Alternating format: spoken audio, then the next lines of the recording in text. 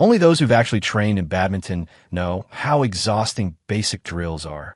15 minutes of drills is more tiring than playing for a full hour. But Weibai had been just as useless as him a moment ago. How was he getting more energized and spirited the more he practiced? Is he even human? Huh? Clutching his stomach as if in pain, Zhou Yin raised his other hand. Teacher, my stomach hurts. I need to take a break. An elective class wasn't military training, and the teachers were generally lenient. But seeing Zhou Yan's gesture, the badminton teacher had to struggle to keep a straight face. Was the spot the kid was clutching really his stomach? That was his bladder. Even though he was holding the wrong spot, Zhou Yin got his wish and went to rest. What he didn't expect was that the moment he casually plopped down on a chair, Shen Yuan and Simp arrived. Weibai was practicing his footwork when he suddenly felt a shift in the atmosphere. Why had everyone suddenly lost focus? Following their gazes, Weibai looked toward the edge of the court. He immediately spotted classmate Xie, dressed in a badminton outfit. She wore a light, ivory jacket over a skirt. It was a common style of athletic wear on the court, but Weibai thought it looked different on classmate Xie, radiating a healthy and exceptionally vibrant beauty. A few seconds later, Weibai noticed that Shen Yuan had also arrived, dressed in a pink and white athletic outfit. Two beauties had suddenly appeared, and they seemed to be looking for someone. Since practice time was almost over anyway, the teacher simply dismissed the class to play on their own. The crowd quickly dispersed. As they did, Weibai could overhear quiet whispers from those around him. That's Simp. So that's the campus belle? Damn, I'm convinced. Seriously, how can someone be that beautiful? People naturally like to look at beautiful things. The stares and comments held no malice, so Weibai paid them no mind. He stood in the singles court and waved to classmate Xie. In his view, classmate Xie jogged toward him, racket in hand. Want to play some singles first? Weibai asked. Simp nodded. Let's. Time to bully the little turtle. The two took their positions. The first few rallies were gentle. Gradually, Simp's movements grew noticeably faster, her power and rhythm tightening. 3 consecutive smashes forced Weibai to give it his all just to respond. It wasn't his first time playing against classmate Xie, and he was already aware of her skill level. But in that moment, he still wanted to ask, was this power, this technique, even fair? How hard must classmate Xie have worked as a child? How many extracurriculars did she have to take to become this pinnacle of all-around excellence? Classmate Xie was terrifying. Weibai's gaze sharpened as he focused all his energy on the game. Watching from the sidelines, Zhou Yin was dumbfounded. Good grief, were these two just playing a game? It looked more like a final showdown. He was glad he hadn't overestimated himself and signed up for mixed doubles. Otherwise, wouldn't he have been crushed by these two in the finals? Weibai was playing too impressively. Zhou Yin decided to steer clear of him for the day. Yuan, I'll play with you, Zhou Yin said, taking Shen Yuan's hand and leading her onto a court. After they took their positions, he served a gentle shot. The shuttlecock flew right past Shen Yuan's swinging racket and landed on the floor with a thud. What kind of serve was that? Shen Yuan stomped her foot. I couldn't even get it. Zhou Yin. So glad I didn't bite the bullet and sign up for mixed doubles. He thought once again. People came and went on the courts. A few of the girls, even though it was only May, were already wearing short badminton skirts, drawing a lot of attention. During a break for water, Weibai spotted Lin Shanshan. She was wearing a blue top and a white skirt, holding her racket, striking a pose, and taking a swing. Not far from her, another girl was crouching on the ground with a phone, clearly trying to get an angle that made her legs look longer. Are they shooting a TikTok video? He didn't follow Lin Shanshan's account. Is this the kind of video she usually posts? When we signed her, the goal was for her to be an online singer. This is the online part, but where's the singer? Their company isn't an MCN. Lin Shanshan put on an artificial performance of playing badminton for a few videos, her face stiff from smiling. Then she ran over to her friend to see how they came out. Shanshan, your legs look so long, her friend said.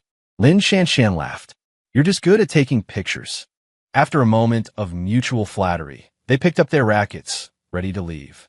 It was then that Lin Shanshan noticed Weibai and Simp were also there, apparently taking a break. Oh, I have to go say hi. Lin Shanshan had just taken a step forward when she saw the two of them take their positions and start playing again. She stepped back. Since they were playing, it was better not to disturb them. Weibai wasn't sure if the video Lin Shanshan had just filmed was for TikTok, nor did he plan to go over and find out. He simply made a mental note of it, thinking he would ask Shui Yunxin about it later, and then continued playing. Compared to the issue with Lin Shanshan's account, beating classmate Xie was more important. Although he was currently down by 5 points, he had to find a chance to turn the tables. 10 minutes later, Wei Bai, holding his racket, looked up at the sky. Classmate Xie, aren't we supposed to be practicing mixed doubles? Singles was boring, truly boring. Xian Yumin secretly smiled. When Wei Bai's gaze swept over, her small dimples immediately disappeared, and she nodded with a straight face. Did I overdo it with the trouncing? Next time I'll continue. Because the little turtle, dejected but stubbornly holding his head high after a loss, was very cute. There was still an empty court in the mixed doubles area. As the two walked over, Wei Bai called out to Zhou Yin to play mixed doubles. Zhou Yin looked at Shun Yueyuan, hesitating. He couldn't possibly say that his girlfriend was too much of a novice to play mixed doubles, could he? I need to practice singles. Zhou Yin shouted loudly. After shouting, he went back to playing with Shun Yueyuan. This time, he was determined to hit the shuttlecock onto Shun Yueyuan's racket. Wei Bai watched the back and forth and said in surprise, Shun Yueyuan doesn't know how to play badminton? Xian Yumin, she does. Wei Bai, all right then. After a moment's thought, Wei Bai simply told classmate Xie to wait there while he went to the east side to get Ning Buochao and Pan Kong. Wei Bai, come on, let's go play mixed doubles. Pan Kong, huh? What mixed doubles? With whom? Ning Buochao didn't understand either and looked at Wei Bai with a puzzled expression. Wei Bai explained, we don't have suitable mixed doubles partners. How about you two play against me and classmate Xie? Pan Kong scratched his head with a goofy smile. Isn't that a bit unfair? Ning Buochao nodded. Although I've heard you say that Sister Man is very skilled, she can't compare to us in terms of stamina, right? Wei Bai didn't dare to look them in their sincere eyes. It's fine. We're just playing for fun. Let's play then, Pan Kong smiled. We'll go easy on her later, so we don't upset her. The two followed Wei Bai to the mixed doubles area on the west side, greeted Xian Yumin, and started playing. 15 minutes later, Pan Kong gritted his teeth. Chower, I'm going all out. Ning Buochao, I'm already out of energy. Pan Kong, this shuttlecock must be off because of the wind. Ning Buochao, hold on, I haven't gotten my feel for it yet. Pan Kong, damn, these lights are too glaring. Ning Buochao, the shoes I'm wearing today are slippery. Pan Kong, water break, water break. Another half hour passed. Pan Kong and Ning Buochao both stared blankly. Is she that strong? No wonder he needed to find two guys for doubles. Thinking about how Wei Bai had just said, playing for fun, the two felt even more defeated. If this was playing for fun, then their earlier singles match was just child's play. Conversely, Wei Bai played more and more smoothly, feeling refreshed and invigorated. Regardless of the reason, he had finally won. And winning felt great. For Wei Bai, playing ball sports was like playing video games. If you kept losing, there was no enjoyment and no point in continuing. Now, Wei Bai found a great deal of enjoyment at the expense of Konger and Chao. Let's go again, Wei Bai called out. Pan Kong waved his hand. Let's just call it a day. Ning Buochao, I think maybe we can go eat now? It's going to get crowded soon. Wei Bai walked to the side of the court, took his phone out of his bag, and checked the time. It's 5:30. He looked at Xian Yumin. Classmate Xie, shall we go eat? Xian Yumin, what should we eat? This was a major dilemma. Calling over Zhou Yin and Shun Yueyuan, the group discussed and decided to go out for a nice meal. They had burned too much energy playing sports and needed to refuel. Have you guys ever tried the Jiang Taigong all-you-can-eat barbecue? Shun Yueyuan said. It's $59 per person. The meat is real meat, especially the pork belly. It's thick cut and really fragrant. The side dishes and dipping sauces are also pretty good. Pan Kong loved all-you-can-eat barbecue the most and immediately agreed upon hearing this. No one else had any objections. Shun Yueyuan took out her phone, making tapping keyboard sounds. I'll ask Zwizwa and Xiao to come along. With two couples from two dorms, it was inevitable that they would often get together. At first, Pancom would feel a little awkward seeing Yishuan, but after meeting a few more times, they interacted like normal friends. He was getting along well with his girlfriend, and now he had almost forgotten the stunning feeling he had when he first saw Yishuan. Once it was settled, the group of people, carrying their bags and rackets, walked towards Northgate 2. The barbecue restaurant was right by Northgate 2. Simp deliberately fell to the back of the group, and of course, Wei-Bai stayed with her. "You sweated a lot just now," Simp said softly. Wei-Bai smiled. "It's only May. When July and August come, the sweat will be pouring down like water when I play." In fact, Wei-Bai had just noticed that classmate Xie was also sweating. There were glistening beads of sweat on her neck and the tip of her nose. Shoving the racket into his bag to free up a hand, Wei-Bai took classmate Xie's hand. The two were now even closer. The scent Wei-Bai smelled also became clearer. He chuckled in a low voice. "Classmate Xie, did you know that your body fragrance gets stronger when you sweat?" On previous occasions, during XXXX, when classmate Xie was drenched in sweat, Wei-Bai would also smell this strong, cold, woody scent when he got close to her. It was magical that someone could actually smell fragrant after sweating. The moment he finished speaking, a faint pink blush immediately appeared on Simumin's cheeks. "I know now," she said coolly. Was classmate Xie being shy? It was a complete contrast to her ferocity when playing just now. Wei-Bai liked the spirited classmate Xie on the court, but he also liked the currently blushing classmate Xie. As long as it was a side of classmate Xie, he liked it. "Classmate Xie, have you seen Lurk?" he asked. Simumin, "A little." Wei-Bai, Chui Ping, and Yu Zicheng were practicing shooting in the suburbs to assassinate Lu Qiaoshan. When Chui Ping got the gun, she looked so heroic, hitting the bullseye every time. The way Yu Zicheng looked at her, then, was so intense. Simumin, Wei-Bai smiled. "It's the same when classmate Xie plays badminton." Simumin stopped and turned to look at him. "You too. When you play badminton, when you play basketball, when you sing, when you work, when you study, you're the same." Wei-Bai teased her. "Does classmate Xie's gaze also get that intense when looking at me?" Simumin. She was rarely silent. After a moment's thought, she felt there was no need for silence now. So she looked up, her pearly dimples blooming, her voice firm and clear. "Yes." Now, it was Wei-Bai's turn to be flustered. He thought such a question didn't need an answer. He hadn't expected classmate Xie to be so direct, catching him completely off guard. The tips of his ears turned red. "Ahem." Wei-Bai looked toward the main group. "They didn't even wait for us." As he spoke, he pulled classmate Xie's hand and hurried to catch up. The barbecue was indeed, as Xinyu Yuan had said. The quality of the beef was average, but the pork belly was visibly beautiful. As everyone knows, if it looks good, it tastes good. The 8 of them gathered around, grilling and eating, creating a very lively atmosphere. At a little past 6, Song Liusi and her roommate walked into the restaurant and saw this very scene. Panic seized her heart. Ningbo Chao came for barbecue. Why didn't he tell her? Didn't he used to love sharing his life with her the most? What he ate for lunch, what he ate for dinner, he would even send her a picture of a beautiful cloud he saw. She had found it annoying and was often too lazy to even open the pictures. But recently, Ningbo Chao had stopped sending her these things, and she instead felt a sense of panic. Could it be that Ningbo Chao didn't like her as much anymore? No way. He was still completely obedient to her. Although his recent confessions were less thoughtful than before, their pace had quickened significantly. It was clear he was getting anxious.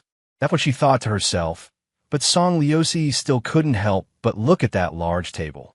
It was a table for 8, with people sitting in pairs opposite each other.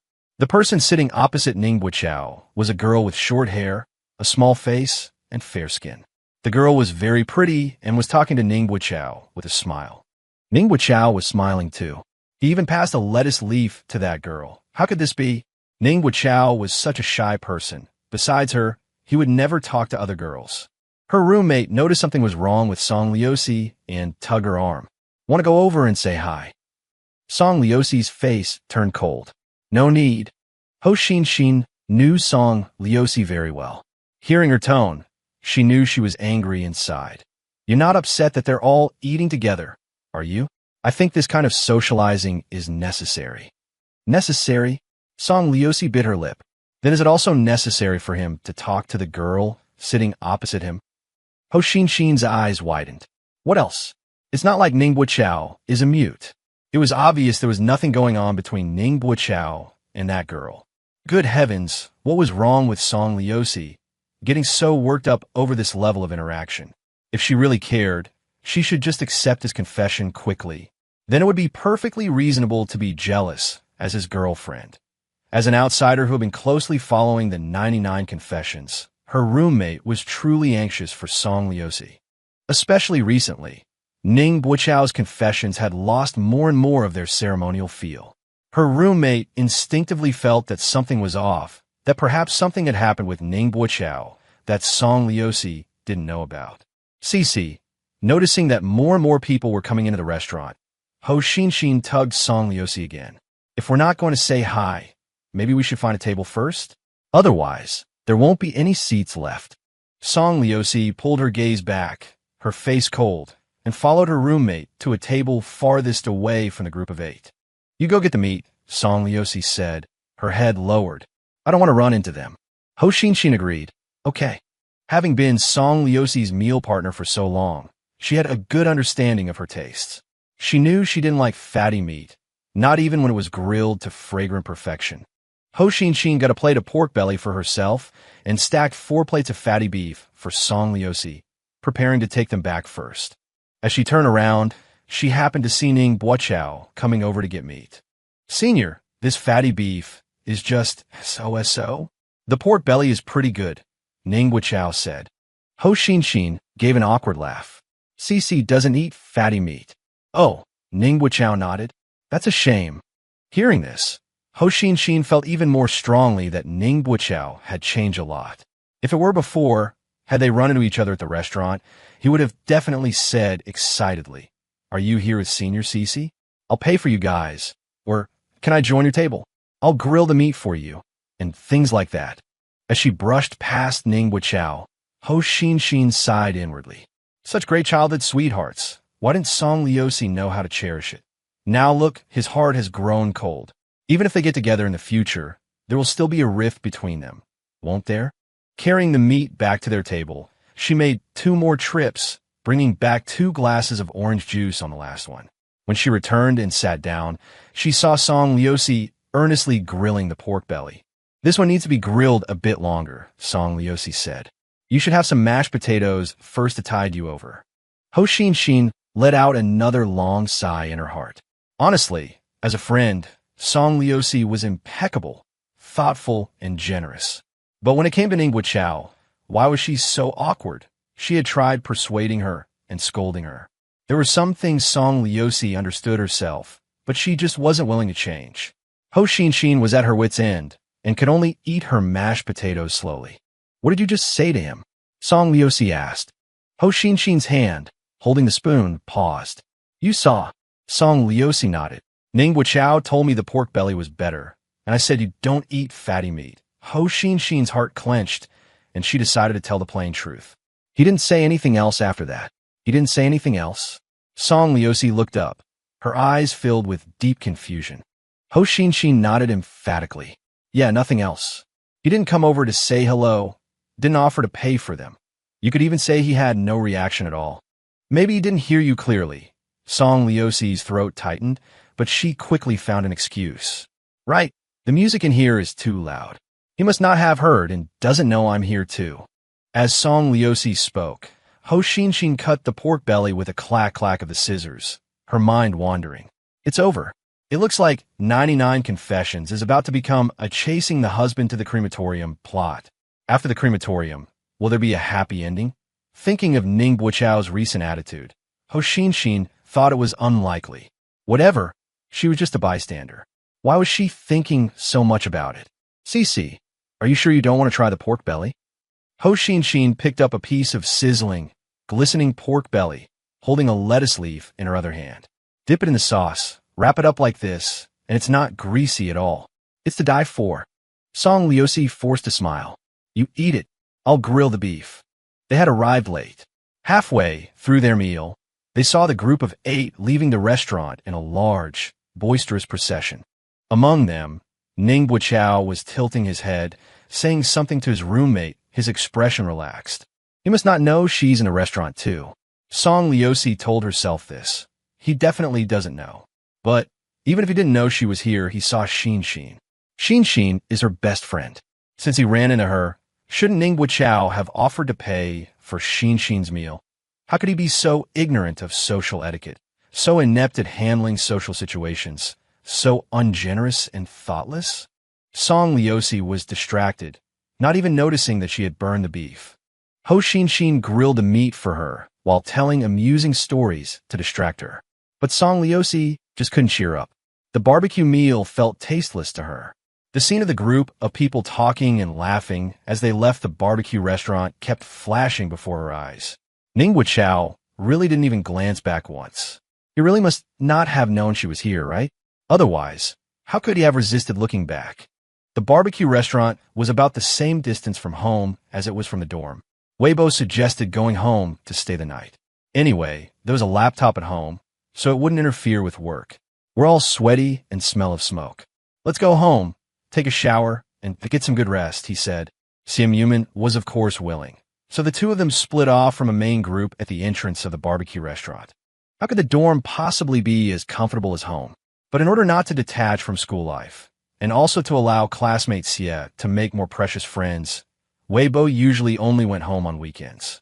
It was Wednesday, and after an impromptu decision to go home, Weibo suddenly felt like he was back in high school, skipping evening study hall to go straight home. He didn't know when it started, but the little home he shared with classmate Xie had come to feel just like the one he shared with his parents, filling him with a sense of belonging. He held classmate Xie's hand, and they walked home in the direction of the sunset. The sky is so beautiful today, Weibo remarked. Logically, with his strong grasp of language and having recited classical poetry since kindergarten, he should have had a wealth of verses at his disposal to describe such a beautiful sky. But in reality, his first reaction was simply, "It's so beautiful." Xianyuman nodded. "Yes, it is." Weibo chuckled. He was the kind of person who truly appreciated the small joys in life. An afternoon like this, playing badminton, eating barbecue with friends, and then strolling hand-in-hand with classmate Xie, while admiring the sunset, felt simple and blissful. This was what life was about. While he pursued professional success, wasn't a career just one part of living a good life? Weibo recalled a quote he'd seen somewhere. True happiness is living your life in the way you want. He loved his current way of life, so he felt a genuine sense of happiness. Soon, they arrived home. Their usual routine was for Xianyuman to shower first, followed by Weibo. Today, after getting home, Xianyuman slipped on her slippers, drew the curtains, and looked over at Weibo, who was getting a drink from the water dispenser. With a hint of a dimple, she asked, "Together?" Huh. Weibo didn't quite get it. Together what? Drink water together. He raised the cup in his hand. 45 degrees? Xianyuman walked over, took a few sips from the cup in his hand, then looked up and said softly, "Let's bathe together." What kind of invitation was this? How could that be okay? Could it be okay? Wait, why couldn't it be okay? Weibo immediately put down his cup like a general heading in a battle. Let's go. But how did one bathe together? Their home only had one shower and one bathtub. Were they supposed to stand under the shower head together, with him soaping her up and her shampooing his hair? The thought felt a little awkward to Weibo. Go where? Xianyuman blinked. Wait, I'll wash first, then you wash, and then we'll get in together. Now Weibo understood. They would wash up separately first, and then take a romantic bath for two. Weibo rubbed his hands together. Isn't our tub a little small? It's fine, Xianyuman said. They should be able to make it work, right? Xianyuman went to take her shower. Weibo waited in the living room, his mouth growing dry. To be clear, he wasn't anxious. He was just looking forward to it. He was a curious person by nature, full of anticipation for new experiences. Wasn't that perfectly normal?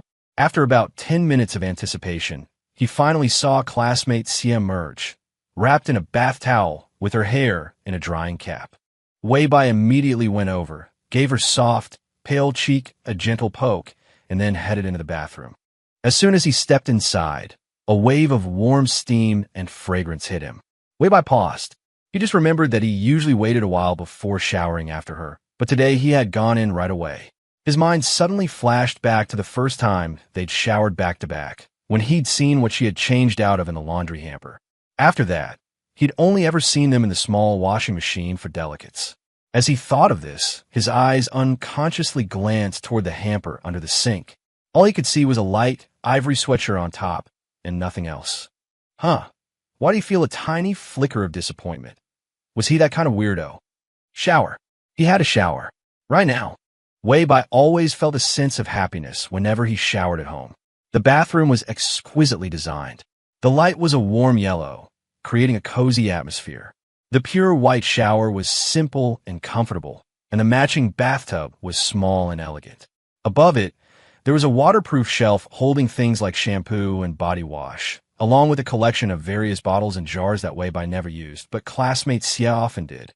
The gas water heater provided ample water pressure, washing away the exhaustion from their game and the lingering smell of barbecue. Classmate Xia bought all the shampoo and body wash. Weibai had never cared about brands, but after trying her foaming shampoo and body wash, he never bought his own again. After rinsing off, Weibai, just as she had done, wrapped a dry towel around himself. He then opened the window for ventilation, pulled down the blinds, and started to fill the tub. As the water was running, he poked his head out of the bathroom. Classmate Xia. Come on, classmate Xia. Xia Mumin walked over, holding 2 wine glasses, each filled with a small amount of red wine. There was wine ice. A little drink would certainly set the mood. He reached out to take a glass of wine and said with a smile, I don't think we can fit the tray stand in the bathtub if both of us get in. Xia Mumin raised her glass, which made a crisp clinking sound. Let's drink it now. It was just one sip of wine, but Weibai finished it in one go. Then, it quickly went to his head. In reality, the alcohol content of red wine wasn't that high, certainly not enough to make one lightheaded from a single sip. So, Weibai attributed it to the heady anticipation of the upcoming lovebird bath. Putting down his wine glass, he eagerly pulled his girlfriend into the bathroom and closed the door. And now, dear readers, what comes next is not for your eyes. Xia, my dear classmate, we'll have to get a bigger bathtub in the future. No, we should get a bigger house, one that can have a bigger bathtub. I think one of those sunken tubs would be nice. What do you think? A round, sunken, built-in one. A round one? Not oval. Either is fine. Right, as long as it's not square, or it'll be uncomfortable. With beautiful fantasies of a big house and a big bathtub, Weibai hugged his dear classmate Xia and fell into a sweet sleep. It wasn't until class the next day that he remembered the issue with Lin Shanshan's account. In class, while the teacher was reminiscing about his memorable years as an international student, Weibai listened with his left ear and, with an earphone in his right, went to check on Lin Shanshan's account. It was mostly filled with videos of her singing on campus or in her dorm. Only the most recent few videos had started to feature miscellaneous content. It was clear that her engagement was poor, and she wanted to try a few different approaches. Weibai went back to watch a few of the singing videos and confirmed that Lin Shanshan had good potential, but the filming and editing completely lacked any sense of atmosphere. He remembered previously scrolling past a video of a female influencer singing on a rainy summer night. The video was imbued with the scent of damp air and the feeling of a summer breeze. Lin Shanshan's videos had none of that. They felt dry and bland. Pondering this, Weibai opened his chat with Shui Yunxin. Weibai, hire a professional and aesthetically minded videographer and editor for Lin Shanshan. Shui Yunxin replied instantly. We've been looking, just haven't found the right person. Weibai, scroll through videos from other people at school. See if any have excellent editing. Shui Yunxin. Okay, I'll screen them again. I'll try to hire someone by the end of the month. Weibai. Okay. Shui Yunxin. By the way, the pilot episode of Supernova Incubation Camp is being released this weekend. Weibai. Okay, I'll go vote for Chen Mao then. Shui Yunxin. We have 3 people in it. 3 people, yet Weibai only mentioned Chen Mao. Wasn't his favoritism a bit too obvious? After a few more exchanges, the conversation ended. Shui Yunxin suddenly felt that something was off. Wait, was Weibai just assigning her work? Could it be that the young master was now officially involved in the company's operations? Hiss. Based on her years of experience reading novels and watching dramas, there was bound to be a conflict between the company's heir and its current management. It seemed she would have to tread carefully between Shui Peng and Wei Bai from now on. Wei Bai wasn't heavily involved in Mu Chao's work. Regarding the issue with Lin Shanshan's account, he was just offering a suggestion. The specifics of how to manage it were still up to Brother Chui and Shui Yunxin. He didn't worry much about the operational side, but he still had to write the songs. Lately, all his energy had been focused on Lingxi, leaving him with little inspiration.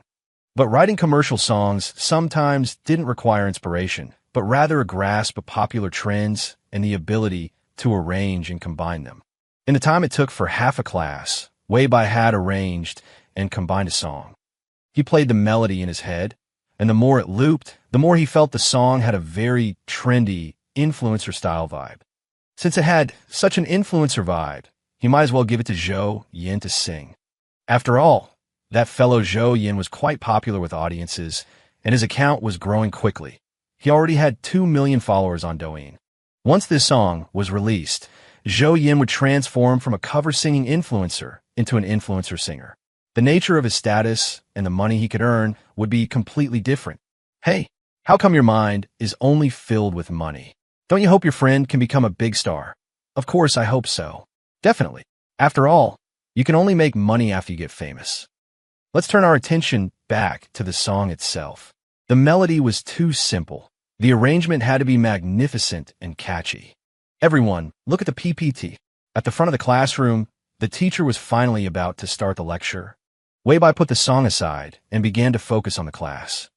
Supernova Training Camp was a major variety show from Goose Factory, and it had already generated a lot of buzz online before it even aired. Shui Yunxin used a side account to join the Supernova Training Camp Super Topic and observe the heated discussions within. Official photos of all 101 Supernova trainees released. Which style of hottie do you prefer? Are those 9 in the second picture for real? They're way too homely, aren't they? The fourth one in the first picture, Jin Shun, is so handsome. Winky face. The last one in the second row, Han Han Shun, is my type. So cute. Returning sweetheart Rong Xiao. Milk-skinned Rong Xiao. Stage king Rong Xiao. Everyone come and pick Rong Xiao. What's the name of the one in the middle of the 9th picture? He looks quite unique in the photo. Shui Yunxin scrolled through the comments for ages and finally found one mentioning Chun Mao. She excitedly clicked to reply to the comment. Chun Mao, strikingly handsome. After commenting, she eagerly awaited a reply, believing this person could become Chun Mao's #1 fan. But an hour passed, and there was no reply. A day passed, and still no reply. There wasn't even a single like. Shui Yunxin was genuinely starting to panic. It wasn't the lack of a reply that panicked her, but the fact that there were too many popular contestants in Supernova Training Camp. There were returnees from other survival shows, second-generation celebrities, artists who had debuted and even gained some fame abroad, and actors who had played the fourth male lead in hit dramas. They all had existing fan bases, people betting on them, and some had already signed with major companies in the industry, securing a debut spot in advance. In this situation, was there any hope for the 3 from Mu Chao? Actually, among the 3 from Mu Chao, there was also a returnee, but he was one who had returned multiple times and was still an unknown. Their stage skills weren't bad, but compared to those who had trained for years in South Korea, there was a definite qualitative difference. Now, Supernova Training Camp was generating a lot of buzz before it even aired, and discussions about many popular contestants were constantly trending. But the 3 from Mu Chao were like weeds on the roadside, completely ignored. Especially Chun Mao, who was a complete newcomer without even a Weibo or Douyin account. He was so unknown that netizens had no idea who he was, a completely new face. Shui Yunxin couldn't help but worry. Can he really become famous? On Friday night, the night before the pilot episode aired, Shui Yunxin searched for Chun Mao on Weibo and still found nothing. She didn't understand why they hadn't done any marketing for Chun Mao. Sigh, how could someone with 0 followers compete with people who had hundreds of thousands or even millions of fans? Because Shui Peng and Wei Bai had always been so sure that Chun Mao would become famous, Shui Yunxin's expectations had been set very high. But the higher her expectations were raised, the more she felt that Shui Peng and Wei Bai's confidence was a bit absurd. Shui Yunxin turned over in bed, recalling what Wei Bai had said before. If the show was fair, Chun Mao would contend for first place and secure at least third. If it wasn't fair, he could still get a debut spot, just in a lower rank. Su Junxin startet Gao Ding, Zhong Xiao, Han Han Jian, Jin Jian, Fan Zuan, Jiang Wenhu, Zhai Gaiyu, Guan Zhenliang, Gan Sui. There were only 7 debut spots in total, but there were far more than 7 contestants who already had names, reputations, and fans. The competition on this show was just too fierce. Saturday, the pilot episode of Supernova Training Camp aired. Shui Yunxin watched the show as if with a magnifying glass. In the 2-hour-plus program, the clear, front-facing shots of her artists added up to only 10 minutes, most of which were just scenes of them chatting with other contestants. During the group dance for the show's theme song, they had almost no screen time at all. Only Chun Mao got a single shot that flashed by in less than 2 seconds, where you could barely make out his face. Sigh, how could they attract any fans without any screen time? Shui Yunxin sighed. As expected, becoming a great manager isn't that easy. It's both difficult and easy.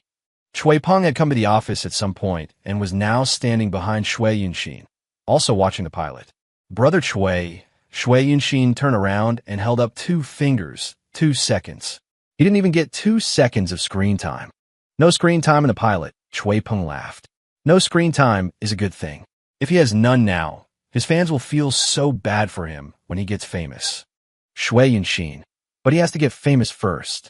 Don't worry, Shui Peng said. I've been a manager for so many years, and my judgment has never been wrong. Chun Mao will definitely become famous.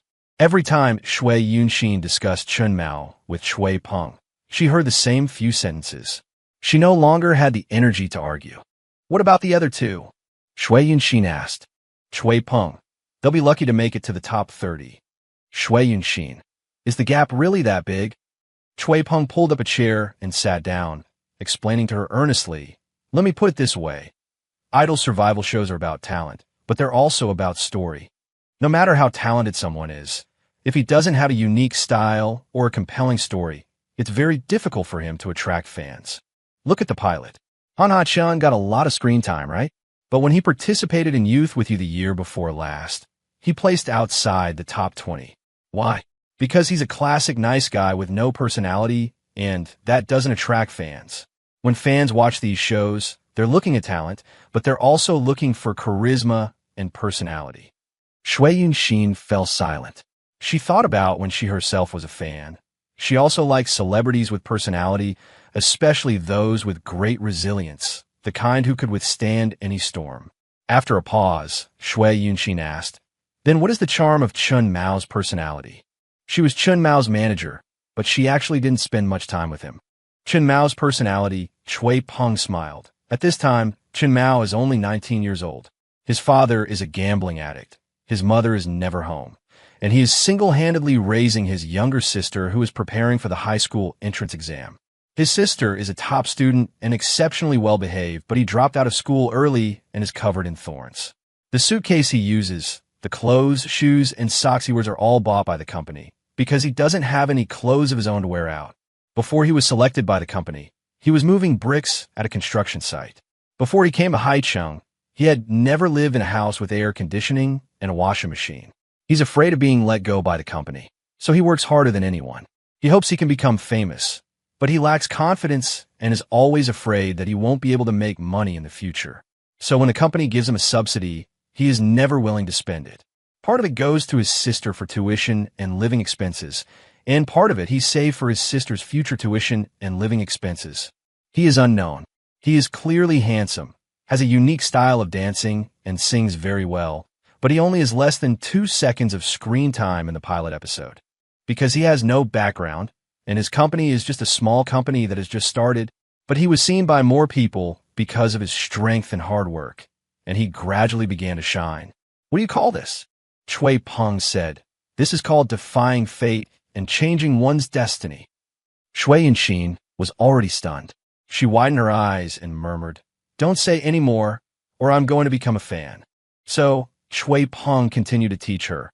Marketing is not about how many fans you buy or how many press releases you put out at the beginning. It's about playing the right card at the right time. Brother Shui Yunshin asked, "You planned all this long ago, so that's why you're so calm?" Shui Peng, "Not really. This marketing idea was written by Wei Bai." Shui Yunshin was shocked. "When did he write it?" Shui Peng, "When the company had just signed Chun Mao." Shui Yunshin was beyond shocked.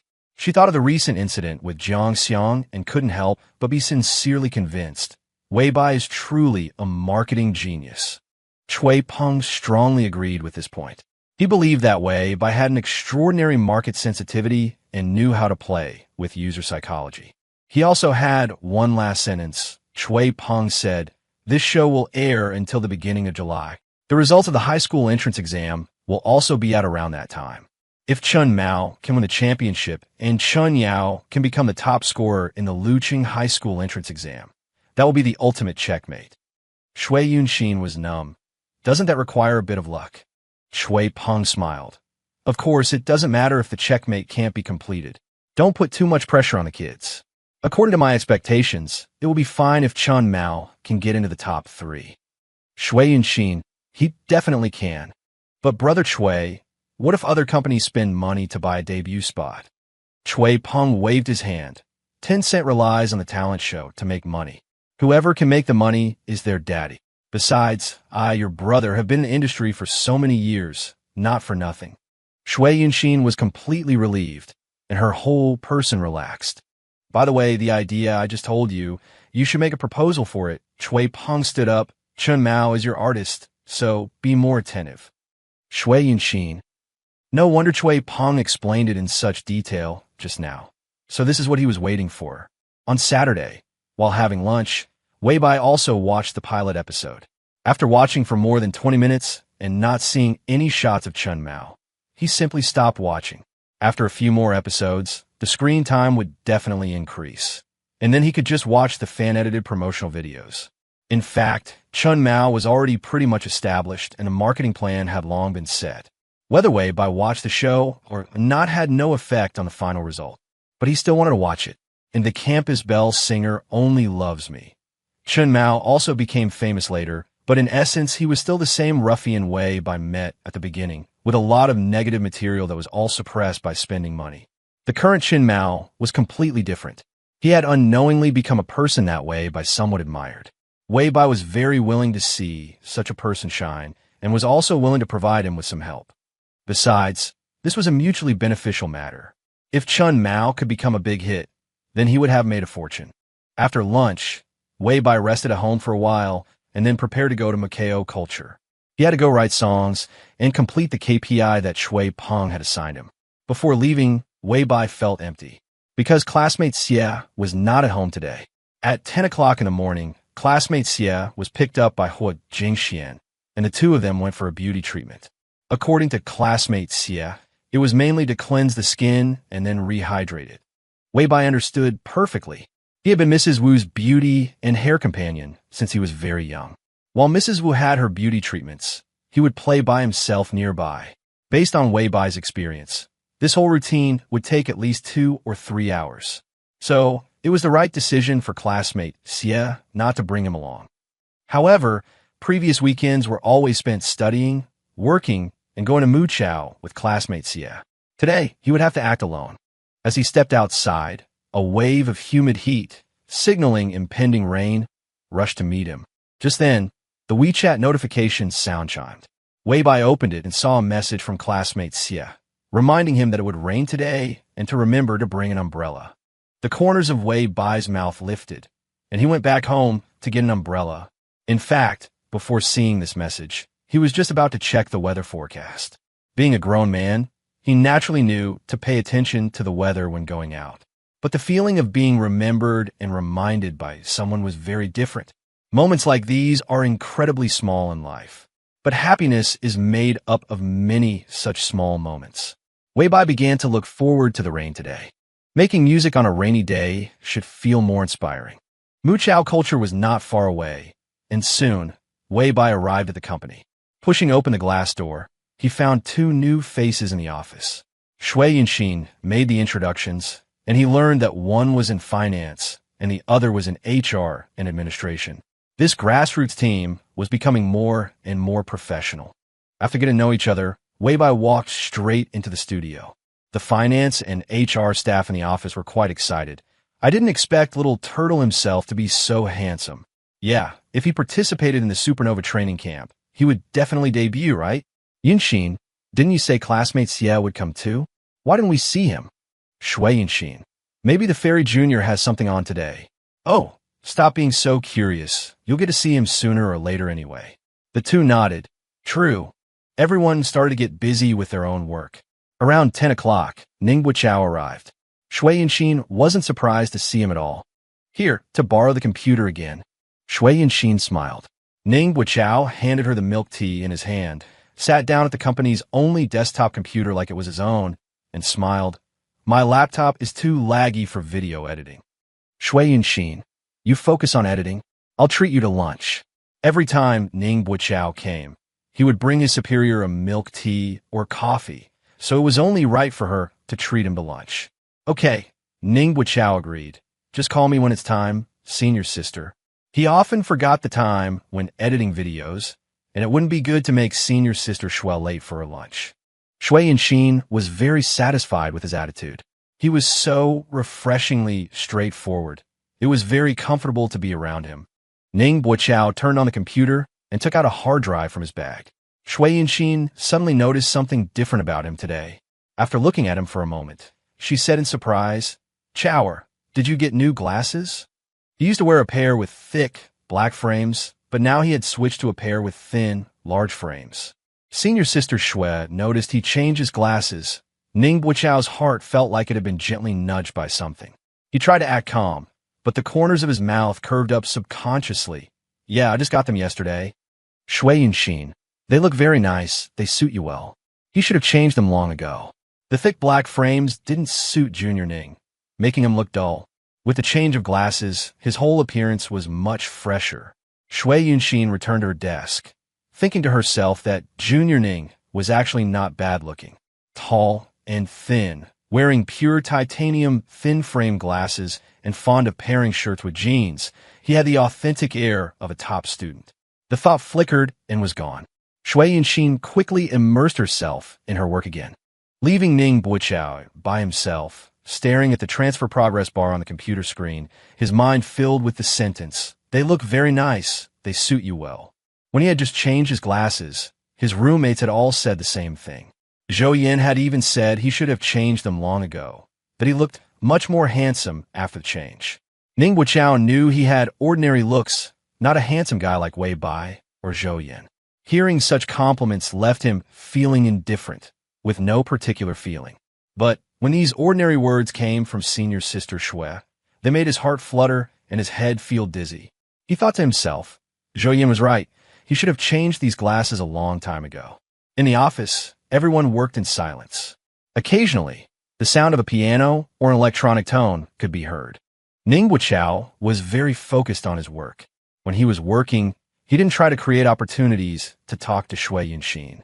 Growth had taught him that while he was happy to be able to work in the same space as Shui Yinxin, the most important thing to do at such times was not to find chances to chat with her, but to concentrate on completing his own work. A person who is focused on themselves is more worthy of being loved. Hello, food delivery. Outside the glass door, a delivery man in a blue uniform was pushing the door and poking his head in. Shui Yinxin looked around, but everyone shook their heads. I didn't order any food, she said, looking at the delivery guy. Whose is it? The delivery guy lifted the bag to look, then chuckled. It's for little Turtle. Huh. Oh. Shui Yinxin hurried over to take the delivery. It's for our company. Yes, that's right.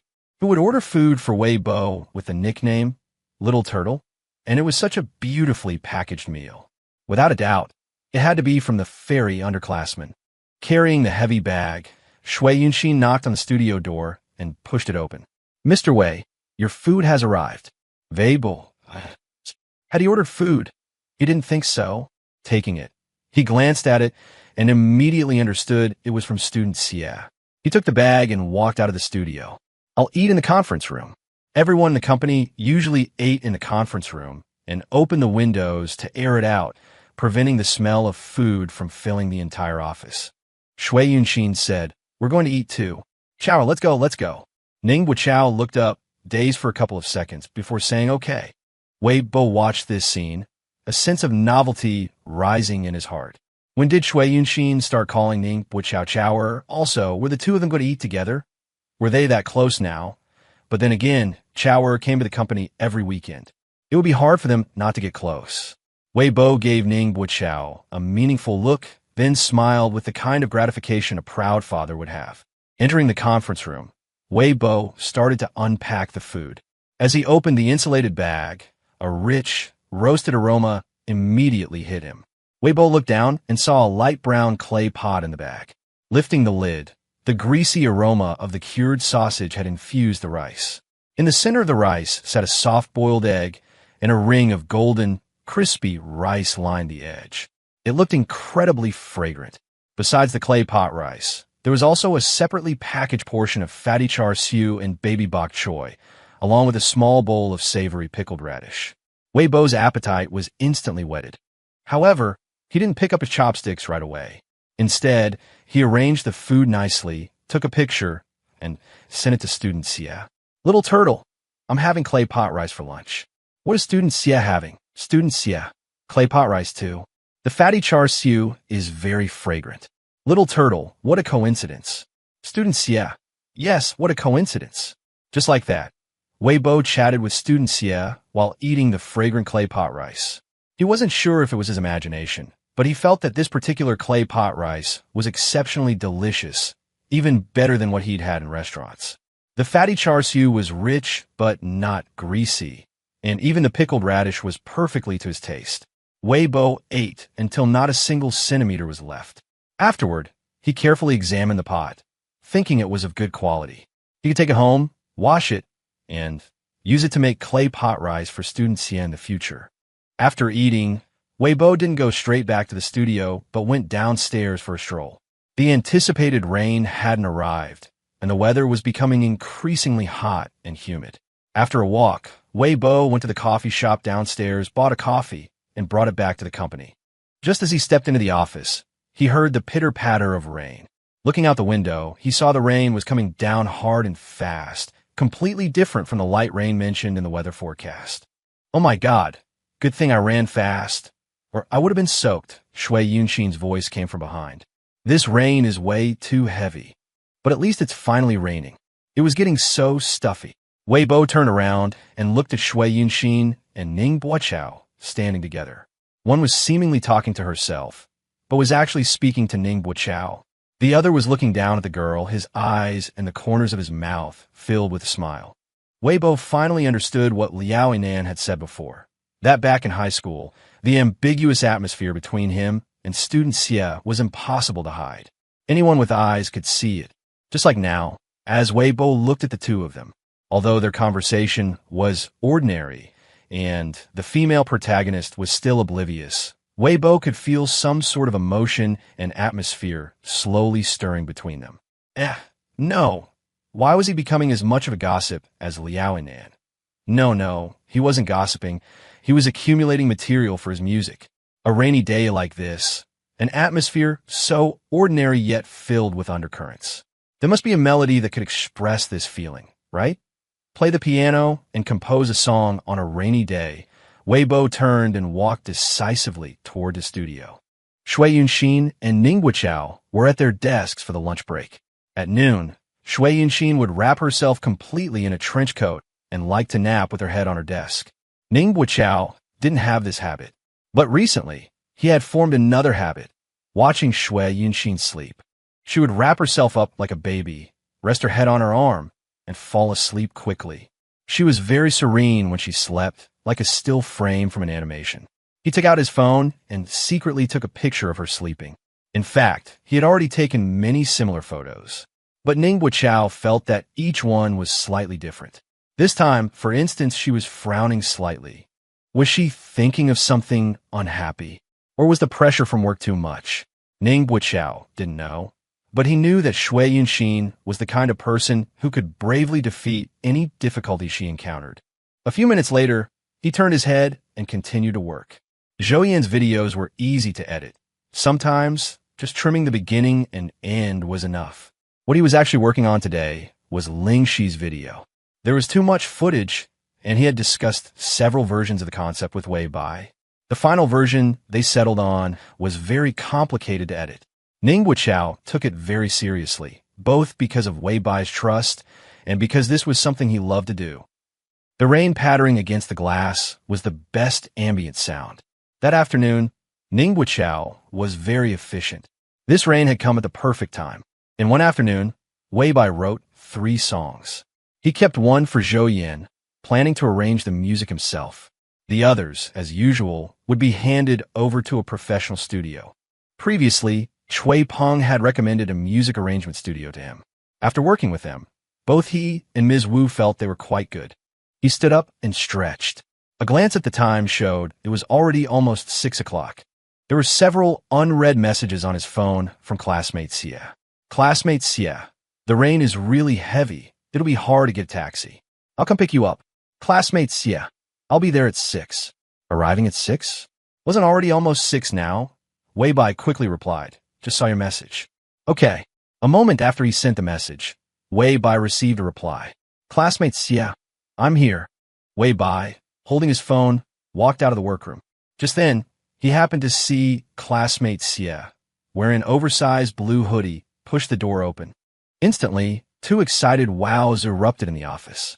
Wei Bai understood. He had been just as dumbstruck the first time he saw classmate Xie. He walked toward the girl at the door. The girl at the door walked toward him. Classmate Xie, you didn't steal Sister Xian's car again, did you? Wei Bai laughed. Xian Yuman nodded. Not steal, borrow. Wei Bai patted her hooded head. All right, borrow it is. Their natural, casual interaction, in the eyes of a new finance and HR staff, was more like an idle drama than an idle drama itself. The two of them secretly chatted on WeChat. Oh my God, Yunxin was being too modest. She's not just a fairy. She's Nuwa's own daughter, isn't she? So beautiful. I almost stopped breathing when she walked in. They look so perfect together. Even the ships I stand aren't this well matched. And in such heavy rain, the girl actually drove to pick up the guy. If this isn't true love, what is? When will I ever encounter a divine love like this? But don't you think there's something going on between Yunxin and Ning Wuchao, too? Huh? I don't think so. I just think they have a good relationship. The two chattered away. Wei Bai and Xian Yuman had already entered the studio. Just a little finishing up to do, Wei Bai said, writing down the arrangement requirements. Xian Yuman sat to the side, watching him work.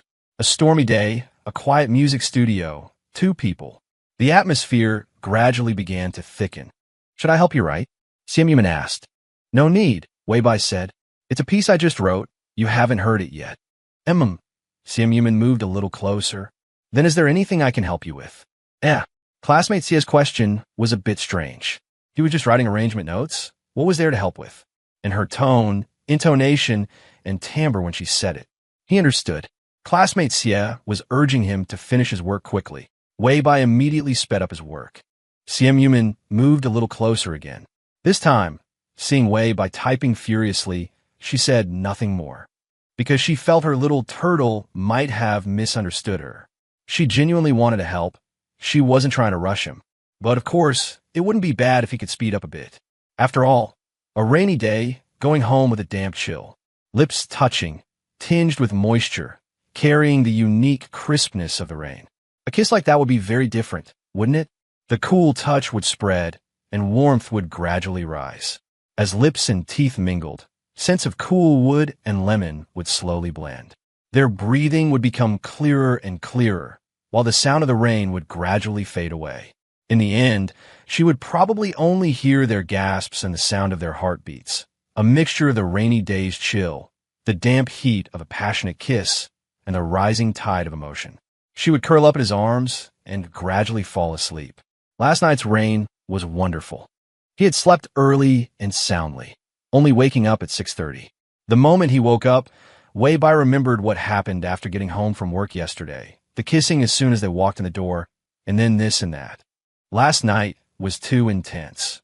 Waking up this morning, he felt a surprising sense of wistful emptiness. A person can't indulge their desires like this, can they? There should be some restraint, right? But then again, wasn't it a bit too early to talk about moderation when one was young and full of vigor? It wouldn't be too late to start on that after 40, right? With that thought, Weibo looked at Xie, who was sleeping soundly. Lately, Xie had hardly ever gone back to her own room. That big, beautiful room was now entirely occupied by all sorts of turtle toys. Of course, Weibo had no opinion on the matter. Who wouldn't want to sleep with their sweet-smelling, soft girlfriend? The ones who say they don't are probably just the ones who've never had it, right? From the sound of it, the rain hadn't stopped. It seemed today's outdoor morning run was off the table. Note the qualifier outdoor. The residential community had a public gym, and Weibo planned to use the treadmill this morning. It was only 6:30. He'd let Xie sleep a while longer and wake her at 7. Weibo gently turned over, picked up his phone, and checked his unread emails. There was a work email from Yu Guang, sent at 1 in the morning. After reading it, Weibo replied, "Don't stay up so late. Things can be done slowly." But he knew that Yu Guang most likely wouldn't listen to him. That man was just like Jiang Xiang, a complete workaholic, and the kind who held himself to incredibly high, even perfectionistic standards. Weibo himself quite liked working, but he also cherished his time outside of work. Basketball, badminton, watching movies, playing games, playing music. He enjoyed them all. He also loved morning runs, especially with Xie. In high school, they would go for a morning run together every weekend. Then, they would go for breakfast together, fried dough sticks and soy milk, savory pancakes and rice noodles. Should they do that today? They had been in Haicheng for so long, but had never had a proper, local Haicheng breakfast. He looked up the nearby morning markets and breakfast shops. In the blink of an eye, it was 7 o'clock. Weibo turned, reached out his arm, and pulled Xie into his embrace, whispering, "Time to get up." Sim Yuman's eyes fluttered a few times before finally opening completely. Her voice was groggy with sleep. "What time is it?" They had agreed to go for a morning run every weekend. They didn't go yesterday because they woke up late. Would it be the same today? If they woke up too late, they wouldn't have to run, right? 7 o'clock, Weibo replied. "It's still raining outside. How about we run at the community gym?" Siem Yuman. Okay. Throughout the entire process of getting up, she was practically hanging on Weibo. It wasn't until she splashed her face with cold water that she truly woke up. After washing up and changing into their sportswear, the two of them went out, sharing a large umbrella. The community gym was open 24 hours. Whenever he'd passed by and glanced inside, it was always quite full. But today, because of the rain, there was no one else there when they arrived. They put down their umbrella and bag, warmed up first, and then started running. Weibo walked over to a treadmill, first setting the speed to 6 and the incline to 1. He usually started at this speed, and once his body was warm, he would increase the speed to 8 to 10 and the incline to 2. The belt whirred to life, and Weibo gradually fell into its rhythm. He turned his head and saw that Xie's pace was basically the same as his, and he felt relieved. Previously, when he and Xie had run together at a gym, she had started right off with a speed of 9 and an incline of 7, which had given him a huge shock. Fortunately, although Xie was a tiny bit aggressive, she was very receptive to advice. He only had to say one word, and she changed her speed and incline to match his. After running for 40 minutes, Weibo was drenched in sweat. He slowed the speed and incline, walked for a bit, and then got off the treadmill.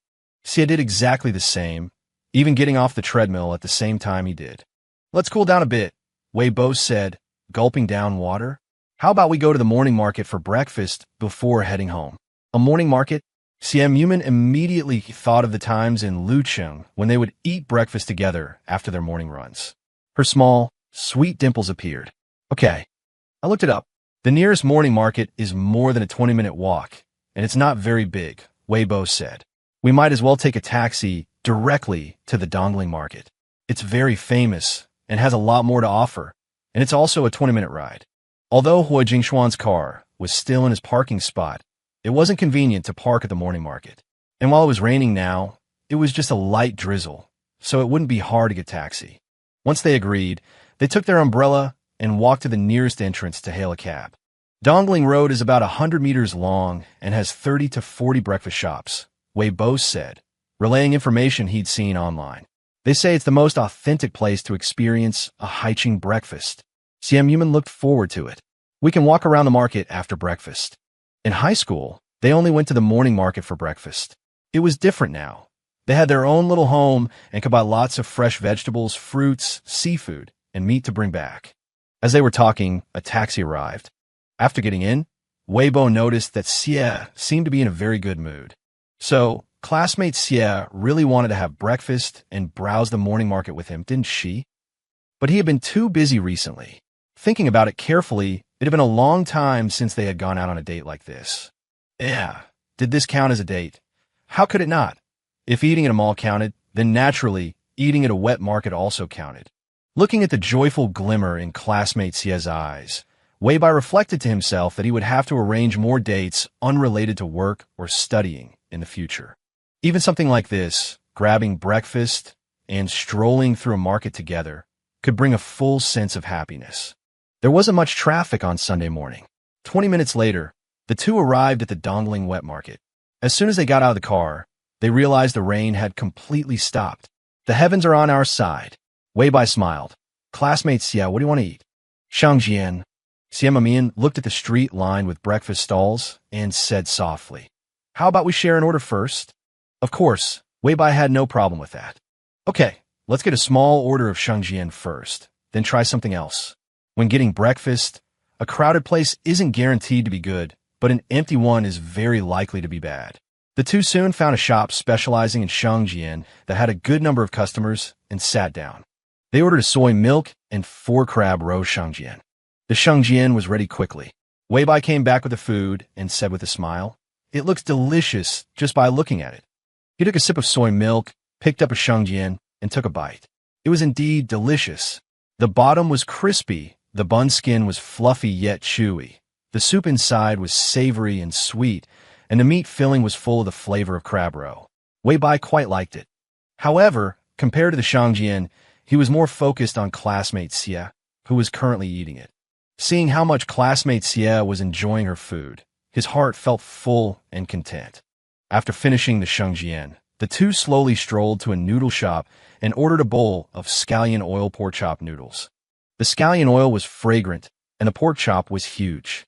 After sharing the bowl of noodles, they were already 70% full. The last bit of space in their stomachs was reserved for a sticky rice ball. Inside the rice ball were black rice and glutinous rice, as well as salted egg yolk, pork floss, pickled vegetables, and youtiao. Weibai and classmate Xie ate the entire rice ball, taking turns bite by bite. I feel like I won't be hungry even by noon. Xie Mamian had never eaten so much in the morning. She was in such a carb coma, she felt a little dazed. Weibai laughed. Who was it just now who said they could eat a steamer of Xilong Bao after the rice ball? Me, Xie Mamian said flatly. My eyes are bigger than my stomach. Weibai had to admit that. Classmate Xie's eyes really were big, but her appetite really wasn't. In the end, although they said they ate the rice ball bite for bite, most of it actually ended up in Weibai's mouth. Weibai was also quite full. Once a person is full, they no longer feel any hunger looking at any food. This feeling is a bit like the time after you-know-what. Those who know. Now, looking at this street full of food, they were too full. They didn't even want to look. We'll come again, Weibai said. Next time, we'll eat something else. Xie Mamian hummed in agreement. The two walked to the intersection and entered the market. Entering from this intersection, the first row was entirely lined with butcher shops. Beef, lamb, pork belly, a dazzling array. Before, when Weibai saw fresh meat, he would think about picking a piece to take home, mentally planning how he would cook it. Now it was different. He didn't even glance at the butcher shops. Fortunately, classmate Xie felt the same way. The two of them walked forward quickly, turning directly into the third row. That's right, the third row, not the second, because the second row was seafood, and the same principle as the butcher shops applied. The third row was all vegetables, which looked much more refreshing. When you're full, you don't even want to buy meat. Weibai lamented. Xie Mamian, actually, I don't really feel like buying vegetables either. So they walked past the vegetable section, entered the fifth row, bought some fruits and snacks, and then left the market. To be honest, Weibai didn't even feel like eating fruits or snacks at that moment, but since they were already there, they had to buy something, right? They took a taxi home. The rideshare car stopped at the entrance of their residential complex, and the two got out. By now, Weibai had mostly digested his food. Thinking back, those beef ribs looked really fresh, Weibai said. The brisket was also pretty good, and I saw the stall at the very end had a sign saying brisket was 35 a jean. That's really not expensive for fresh brisket. MHM, Siamamiya nodded. The vegetables were all very fresh too, and there were some I'd never seen before. After this exchange, the two fell silent. The market was great, the meat was great, the vegetables were great. So why did they come back with so little? It turned out it was because they had eaten until they were stuffed. Silence. A few seconds of silence. Suddenly, both of them laughed at the same time. The laughter started small, then grew, like the sound of playful roughhousing. Ha ha ha ha ha. Weibai laughed until his stomach hurt. After catching his breath for a moment, he said, still laughing, "Who on earth goes to the market, eats until they're too full, and then comes back without having bought much of anything?" Siamamian blinked her eyes. "I did. I bought a pack of butterfly pastries, a box of blueberries, and 4 peaches." Weibai smiled again. By now, the rain had stopped and the sky had cleared. More people were out and about in the residential complex. A new mother pushed a stroller, taking her child out to play, while some well-dressed young people hurried out as if heading for an appointment. It was an ordinary morning. Weibai and Siamamian walked home carrying the butterfly pastries, blueberries, and peaches they had taken a taxi to buy. Weibai thought to himself, this kind of life is mundane for anyone. But I'm so happy. Really. By the time they got home, it wasn't even 10 o'clock yet. Once inside, Siamamian couldn't wait to take a shower. The sweat from her run had long since dried on her skin, and Siamamian generally didn't allow that state to linger on her for too long. After her shower, she changed into fresh, comfortable loungewear. Weibai wanted to take a shower right after.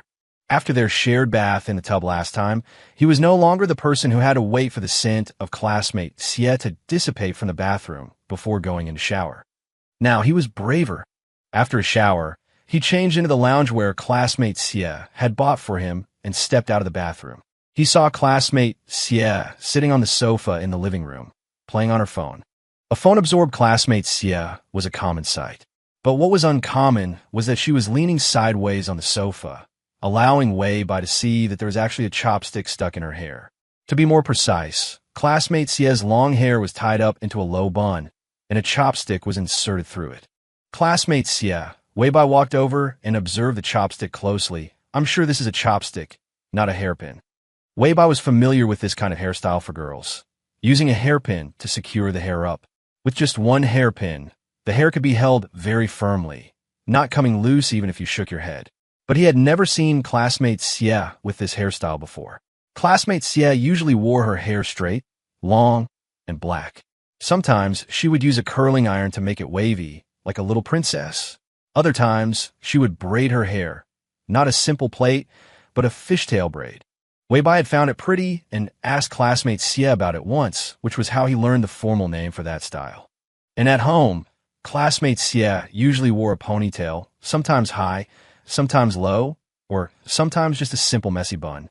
Weibai thought that even when classmate Xie just casually tied up her hair, it looked incredibly beautiful. Just like now, she looked beautiful even with a chopstick in her hair. And that chopstick was even a disposable one. Siamamian's face flushed slightly. I couldn't find any hair ties. It was uncomfortable to let her hair down at home. Without a hair tie, she couldn't make a ponytail. Without a hairpin, she could only use a chopstick to tie up her hair. Weibai was surprised. Didn't we buy a whole pack last time? Once, after a meal, he had accompanied classmate Xie to buy them at a boutique shop outside the school. Black hair ties, a pack of 10. Siamamian decided to explain seriously. It's like this with girls' hair ties. You use them, and then they just disappear. Weibai understood. Just like guys' socks. You wear them, and then suddenly there are lots of single ones. Siamamian's eyes widened. Why would there be lots of single ones? Weibai, I don't know. It wasn't me. I don't have that problem. I'm talking about Zhou Yin, Ningbo Chao, and Pancom. Siamamian looked half convinced, half skeptical. Weibai quickly changed the subject. Classmate Xie, I think you look especially beautiful with your hair up like this. Classmate Xie had a very standard oval face, and carried an aura of a secluded valley beauty. With her hair pinned up, this aura became even more pronounced, as if she had stepped out of an ancient painting. Of course, this chopstick was rather damaging to the aesthetic. It would be better if it were replaced with a proper hairpin. Weibai sat down, opened Taobao, and immediately started looking for hairpins. Classmate Xie, what do you think of this one? Xie Mamian looked at the product image, a yellow hairpin that looked like Pikachu's tail, and fell into silence. Weibai understood this kind of silence. He smoothly exited that page and clicked on another product image. I clicked the wrong one just now. I meant this one.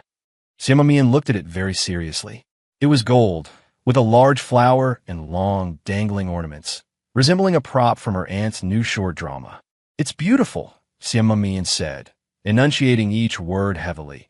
It's just not very suitable for everyday wear. Weibai understood this way of expressing things too. He smoothly exited the page again and humbly asked for advice. Then what kind do you like, classmate Xie? Xie Mamian reached out and tapped on the screen. Weibai looked. It was a wooden hairpin. It had no flowers, pearls, or gems on it. It was so plain it looked like a chopstick. Would this really do? For the first time, Weibai felt doubt regarding classmate Xie's aesthetic sense. Xie Mamian had already started selecting. Wooden hairpins differed in the type of wood, color, and streamlined design. She liked the undyed ones with simple, graceful lines. Using Weibai's hand to browse, Xie Mamian selected 3 hairpins. After going through this selection process, Weibai had started to find the wooden hairpins pleasing to the eye. Moreover, he felt disdain for his earlier doubt. How elegant and full of charm these wooden hairpins are. Sometimes, a person doesn't need to be so insistent on their own ways, especially in areas they aren't particularly skilled in. Weibo went with the flow, immediately paying 54 yuan to purchase all 3 wooden hairpins. He just had to wait for them to arrive so he could see Xie put them on.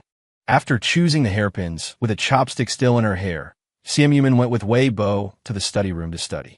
As soon as she entered, she saw a black hair tie lying quietly on the desk. She immediately wanted to pull out the chopstick and tie her hair up with the hair tie. Sensing her movement, Weibo quickly stopped her. Don't. It looks so good like this. Xie Mamian's raised arm fell in an instant. The chopstick looks good too. Weibo nodded. Of course. And so, Xie Mamian studied with a chopstick stuck in her hair. While she was studying seriously, Weibo set up his Pocket 3 and started recording. He would record his daily life with Xie whenever he thought of it, capturing the beautiful moments. Now, the chopstick in Xie's hair was both beautiful and interesting, so he decided to film it. But he didn't treat it as a task. For instance, when they had just gone out for breakfast and to the market, he hadn't filmed anything. If a beautiful moment is given the definition of must be recorded, then it ceases to be beautiful. He filmed when he felt like it, and when he didn't, he used his brain and eyes to record. He wasn't filming these to build an online presence, nor did he intend to post them. He was simply recording. Perhaps, when he and Xie were old, they would sit together, looking through photos and videos from their youth. At that time, they would remember how on an ordinary weekend like this, Xie had used a chopstick to tie up her hair because she couldn't find a hair tie. And before that, they had gone to the market, eaten a huge breakfast, and gone for a run at the gym in the rain. It was these little moments that allowed them to understand each other more and more, and to love each other more and more. Weibo knew this was the love he wanted. To win one person's heart, to eat, sleep, run, shop for groceries, work, and study with her, spending every second of life together. With the camera set up on the desk, Weibo also began to focus on his group project. Xie Mamian sensed something and suddenly looked up, noticing the camera was recording. After a moment's pause, she faced the lens, a smile slowly blooming on her face. What was there to film about studying? Of course there was, because the little turtle wanted to film it. This ordinary morning now had a unique meaning. Weibo was very good at making plans. In high school, he would make corresponding study plans for everything, from the entire semester down to each week, and set small goals for himself. Previously, because he had just started his own business, things were a bit chaotic, so his plans weren't well made and were often disrupted. Now that his business was gradually getting on track and his studies were under control, he was able to create his plans with ease. With a reasonable schedule, his career, studies, and life became more organized, and he completed tasks more efficiently. He even freed up some time to occasionally play PlayerUnknown's Battlegrounds with Zhou Yin and the others, and Valorant with DeBeo and Sanjin. Lately, however, he had been spending the most time on badminton, playing with Xie almost every day. Sometimes he played singles with Xie, and sometimes they found others to play mixed doubles with. Weibo's skill level was decent among the guys, but Xie's technique and stamina were so outstanding among the girls that eventually, no one wanted to play mixed doubles with them. So, Weibo resorted to his old trick and found 2 guys to play doubles. His 3 roommates could be paired up in 3 different combinations, providing 3 sets of opponents. Unfortunately, the opponents were too weak to give Xie a satisfying game. Fortunately, time passed quickly, and the tournament was this weekend. Weibo liked competitions. He knew himself quite well. He particularly enjoyed challenging things. During elementary, middle, and high school, he loved exams, sports meets, tug-of-war competitions, speech contests, and the like. Starting a business in college was also very challenging, but watching things progress step by step was as gratifying as improving his exam scores or winning a long-distance race. He had been too busy before to participate in various school competitions. But now, he was well-trained and had a partner as skilled and in sync as Xie. For the 5th Haida University Mishue Cup Badminton League, they were sure to pass the preliminaries. On Saturday, May 31st, the departmental tournament began. The first morning was for men's singles. Weibo went with Ning Buochao to the gymnasium to watch. They didn't arrive until after 9, by which time the matches had already started. A total of 32 people had signed up for the men's singles in the School of Computing. They were divided into 8 groups of 4 for a round-robin tournament. Each group would play 6 matches, with each match being a 15-point game. The first to 15 points would win, with no deuce.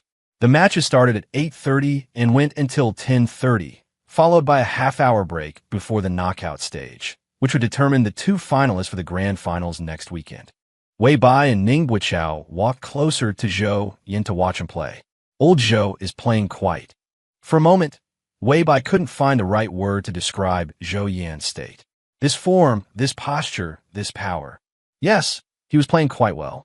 But at the same time, why did it feel like he was deliberately showing off?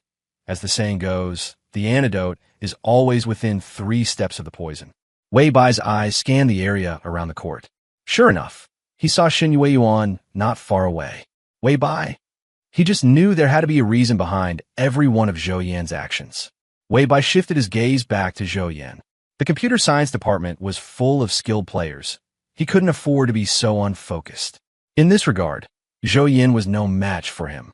He played with classmate Xie every day, and every time he gave it his all, without any distraction. Otherwise he would lose. Bye-bye. Just as his mind was wandering, Wei Bai felt something bounce up and pat his shoulder. He turned his head, and as expected, it was Xiao Xia.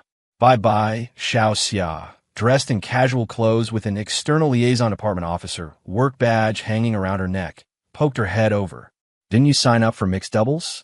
Why are you here today? Wei Bai smiled. Here, to support Zhou Yan. What are you doing here? Wei Bai pointed to Xiao Xia's work badge. Does the external liaison department have business here? Xiao Xia immediately puffed out her chest. Of course. See that banner. Mishue Cup Badminton League. Mishue Cup. We got the sponsorship. Wei Bai was gratified. Well done. Xiao Xia became even more proud. There's been so much going on lately. I'm so busy. After I get through this busy period, I'll come hang out with you guys. By the way, where's Mumin? Is she coming later? You should bring her to get some lemonade. It's free. There's a math lecture today. Classmate Xie went to attend it, Wei Bai said. Save a cup of lemonade for me. I'll bring it to her later. Xiao Xia immediately agreed. No problem. Then she looked at Ning Buochao. You guys should all come get some. After you get it, help me fill out an online feedback form. Ning Buochao smilet kenti. Okay. Xiao Xia was quite busy. After a few more words, she returned to the Mishue booth. Wei Bai watched the match for a while longer, checked the time, went to get the lemonade from Xiao Xia, and left the stadium to pick up classmate Xie from the lecture hall. When he arrived, classmate Xie was already standing at the entrance of the lecture hall. Wei Bai walked over and handed her the lemonade. How did you get out so quickly? Is the lecture over? He had planned to go in and listen to the lecture with classmate Sia for a while. No, Simp said lightly. He just kept talking about his own glorious achievements, without touching on anything professional. It was boring. Have some lemonade to calm your nerves? Wei Bai smiled. The sponsorship for the badminton tournament was secured by Xiao Xia's department. Simp took the lemonade, inserted the straw, and took a big gulp. Her body, drained from the terrible lecture, finally felt revived. Thanks Xiao Xia for the lemonade, she said with a blink. It soothed my soul. Wei Bai smiled. They sponsored 500 cups in total. There will be more tomorrow, but it's limited to one per person, so we won't be able to get any tomorrow. Simp sighed with great regret. How was Zhou Yan's match? She asked. Wei Bai. He's probably been eliminated by now. As he spoke, he looked down at a group message. It was a battle report from Chower. Then he looked up and smiled. Sure enough, he was eliminated. They're only picking 2 people. If they were picking 4, old Zhou would have made it. Is it 2 pairs for mixed doubles too? Simp asked. She hadn't paid much attention to the tournament rules. Wei Bai nodded. Yes, 2 pairs as well. Because many mixed doubles players were not from the same department, whichever department they registered under was the one they would represent. Wei Bai had filled out the registration form for the computer science department, so he and classmate Xia were scheduled to participate in the CS department selection trials tomorrow afternoon. We'll definitely pass the preliminaries. Simp was very confident about this. Wei Bai was even more confident. We'll definitely take first place. Simp nodded emphatically. Chatting. The 2 of them walked toward the cafeteria. It was then that Wei Bai noticed a wooden hairpin stuck diagonally in classmate Xia's hair. The hairpin was dark brown, with no extra carvings. Only the end of it was shaped vaguely like a cloud. The wooden pin held her black hair in a bun at the back of her head, coiled in a smooth curve. A single wooden pin, a head of black hair, glowing with a soft luster in the sunlight. So simple, so beautiful. The hairpin he had picked out was truly worthy of her. The cafeteria wasn't crowded at this time. They had a simple lunch and went home together. The afternoon was dedicated to studying and work, and it wasn't until after 9 in the evening that the 2 went to practice for an hour. Before bed, Wei Bai told Simp the funny story about Zhou Yan. I just found out myself. After he was eliminated, he flipped his racket over and belted out a song, The Most Beautiful Sun. Simp nodded. I know. Wei Bai. Suddenly, a thought occurred to him. Xinyu Yuan went to watch Zhou Yan's match today, so she must have been the one who told classmate Xia. Wei Bai was quite happy. He felt that classmate Xia's relationship with her roommates was getting better and better. And Xiao Xia. Thinking about it now, he hadn't seen Xiao Xia in a while. But classmate Xia said that Xiao Xia visited their dorm almost every week. She has friends, an academic field she's interested in, and a handsome, gifted boyfriend like him. When he thought about it that way, classmate Xia's university life was pretty good. Yeah, what's with this sense of accomplishment, like I'm raising a daughter? He wasn't some kind of daddy boyfriend, but he was the boyfriend. And as the boyfriend, sometimes he needed to exercise his rights. Classmate Xia, did you feel it? The mixed doubles match started at 1 in the afternoon. At 12 o'clock, Wei Bai changed into his badminton attire. Classmate Xia, it's time to go. Soon, Simp walked out of her room. Wei Bai's eyes lit up. This was the first time he had seen classmate Xia wear a badminton skirt. Her long hair was tied up in a high ponytail. She wore a simple white top paired with a blue pleated sports skirt. Beneath the hem of the skirt, her legs were long, slender, and straight, her delicate skin glowing with a healthy sheen. Even though Wei Bai had seen all sorts of versions of classmate Xia, he was still struck to the heart by this one. So beautiful, alluring, light, agile, graceful, and full of vitality. The amazement in Wei Bai's eyes was impossible to hide, and words of praise flowed from him, one after another. Go get changed, Simp pushed him, in my room. The little turtle has good taste now. He had already changed into his badminton clothes. What else was there to change into? Could it be that classmate Xia had prepared a surprise for him? Wei Bai walked into classmate Xia's room. A large bed, half of which was covered in turtle plushies. On the other half, laid out on the smooth sheets, was a set of badminton clothes. Wei Bai picked it up to have a look. A matching white top and shorts in the same color scheme. It was a matching couple's outfit. Wei Bai took off the clothes he was wearing and changed into the ones classmate Xie had prepared. There was a full-length mirror on the left side of the entrance. Weibai took a look in the mirror, feeling delighted. Thinking about it carefully, this was the first time he and classmate Xie had worn matching outfits. On that thought, when they bought badminton shoes a while ago, classmate Xie had bought the same pair as him. Was that also to match today's clothes? With that thought, Weibai walked out of the room. Looks good, Xian Yuman said with certainty. Very good looking. The blue and white color scheme really suits the little turtle. Weibai smiled. I think so too. The two of them slung their rackets and bags over their shoulders and walked to the door. Two pairs of predominantly blue badminton shoes were placed neatly on the top shelf of the shoe rack. Weibai sat on the shoe-changing stool to put on his badminton shoes. Classmate Xie, when did you buy the clothes? Before or after we bought these shoes? Xian Yuman blinked and answered honestly. After. Weibai smiled. I figured. Xian Yuman, how did you figure? That day, I originally wanted to buy the gray pair. Weibai laughed, but classmate Xie kept saying the blue ones looked better. Classmate Xie, a classmate Xie who really liked to plan things long in advance. Chapter 445. How's the skill? Mixed doubles isn't a place for lovey-dovey couples to flirt. In the gymnasium, Dai Luan, the chief referee for the preliminaries and a former national badminton mixed doubles gold medalist, looked at the influx of matching couples' outfits, and his expression darkened. It's a campus tournament. As long as the atmosphere is right, it's fine. His colleague Zhao Yuan looked at him and said with a smile, you can't have expectations that are too high. What atmosphere? Dai Luan's face was grim. Dating atmosphere? What's wrong with dating? Zhao Yuan started talking about a male student in his class. He took my elective. His name is Weibai. He didn't have much of a foundation, but fortunately, he's a fast learner with good comprehension and strong physical fitness.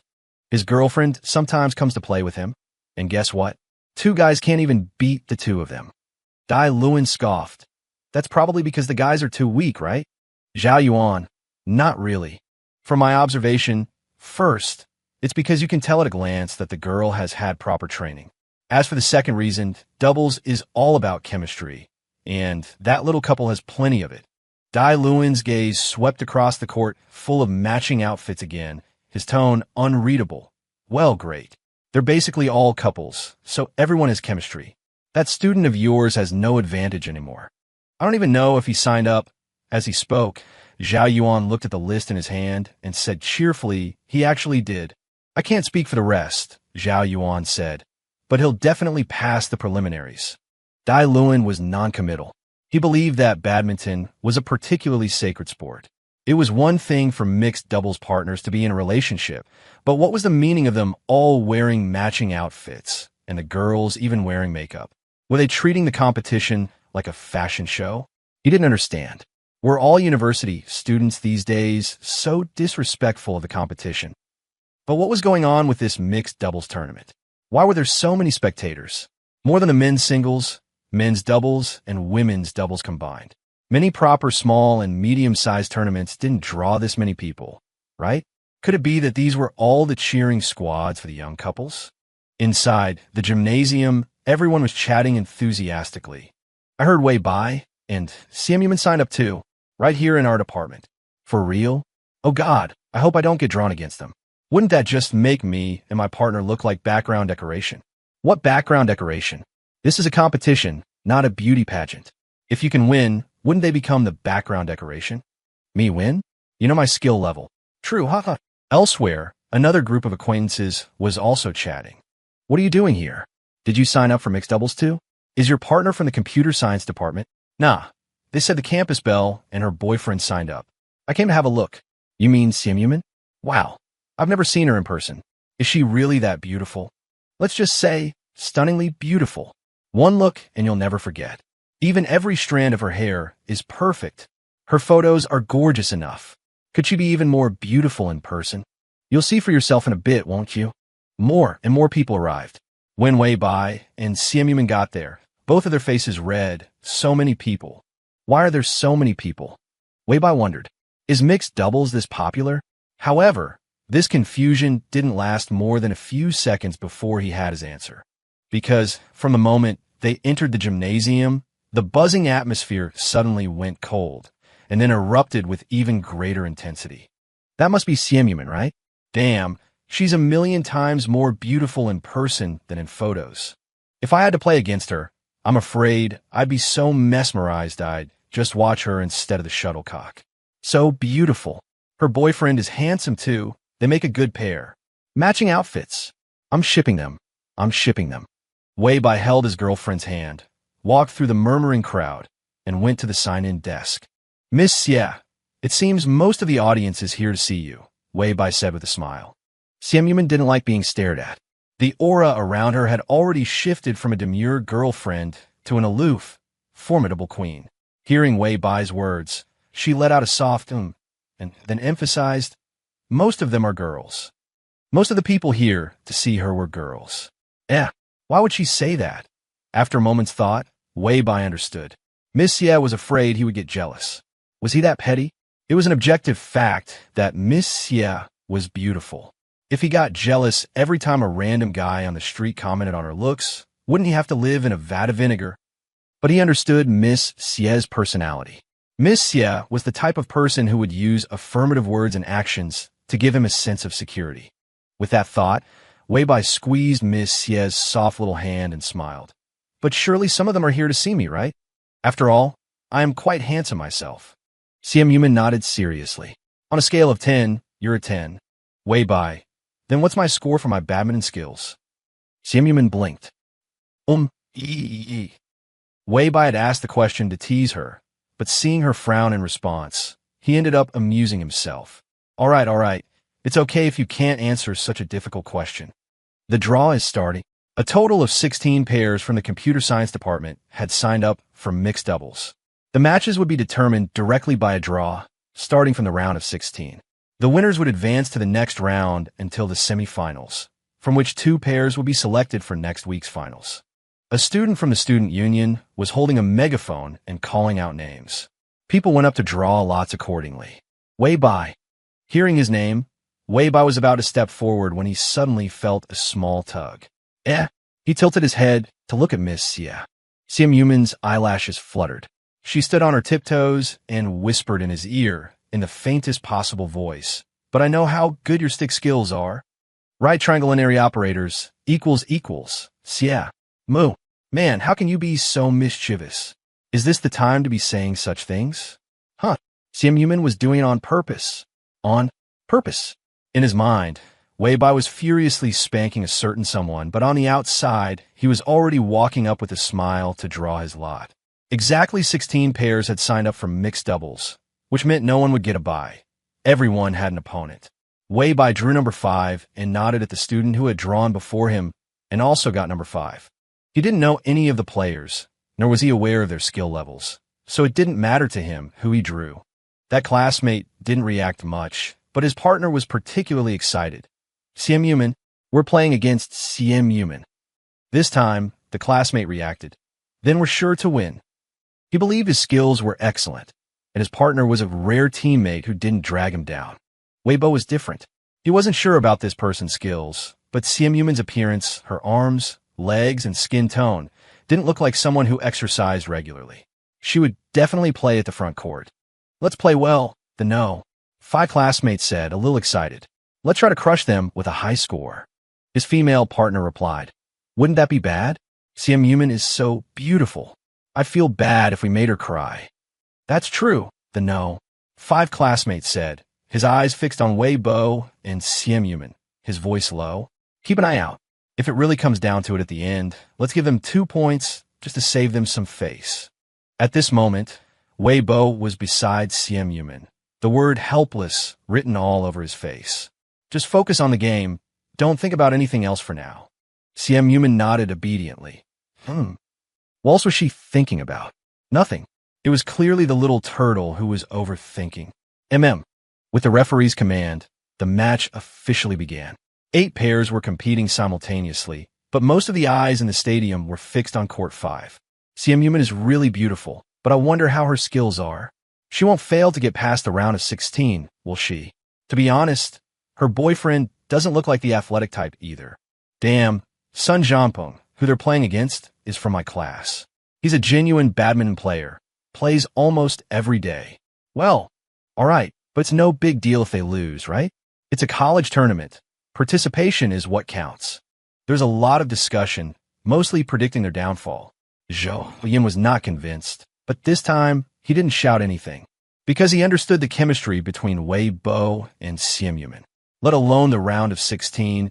Even the semifinals wouldn't be a problem.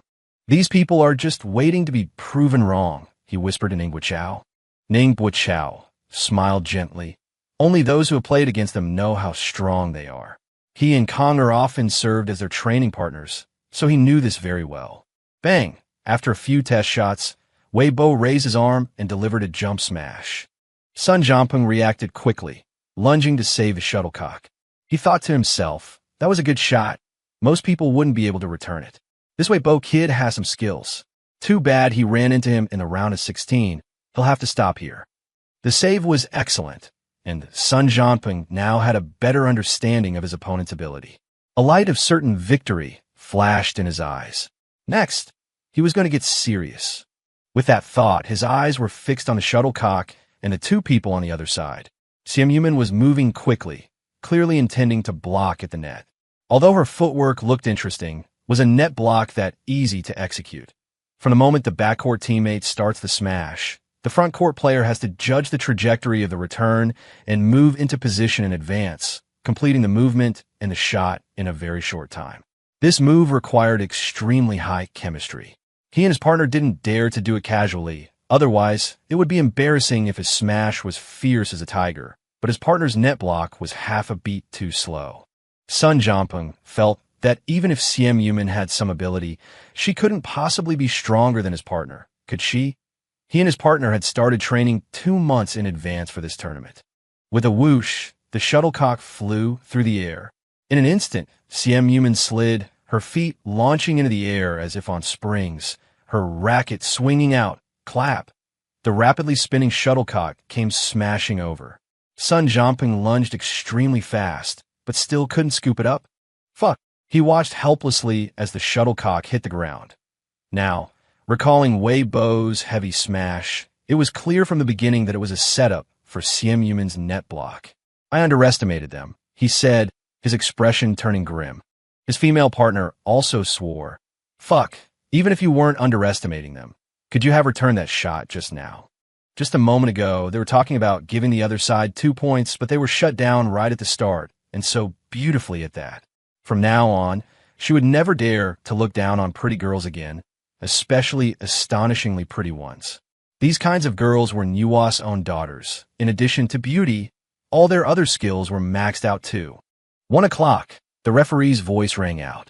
Immediately after, Zhou Yin let out a loud yes that exploded in everyone's ears. What is skill? What is chemistry? Zhou Yin boasted. See that?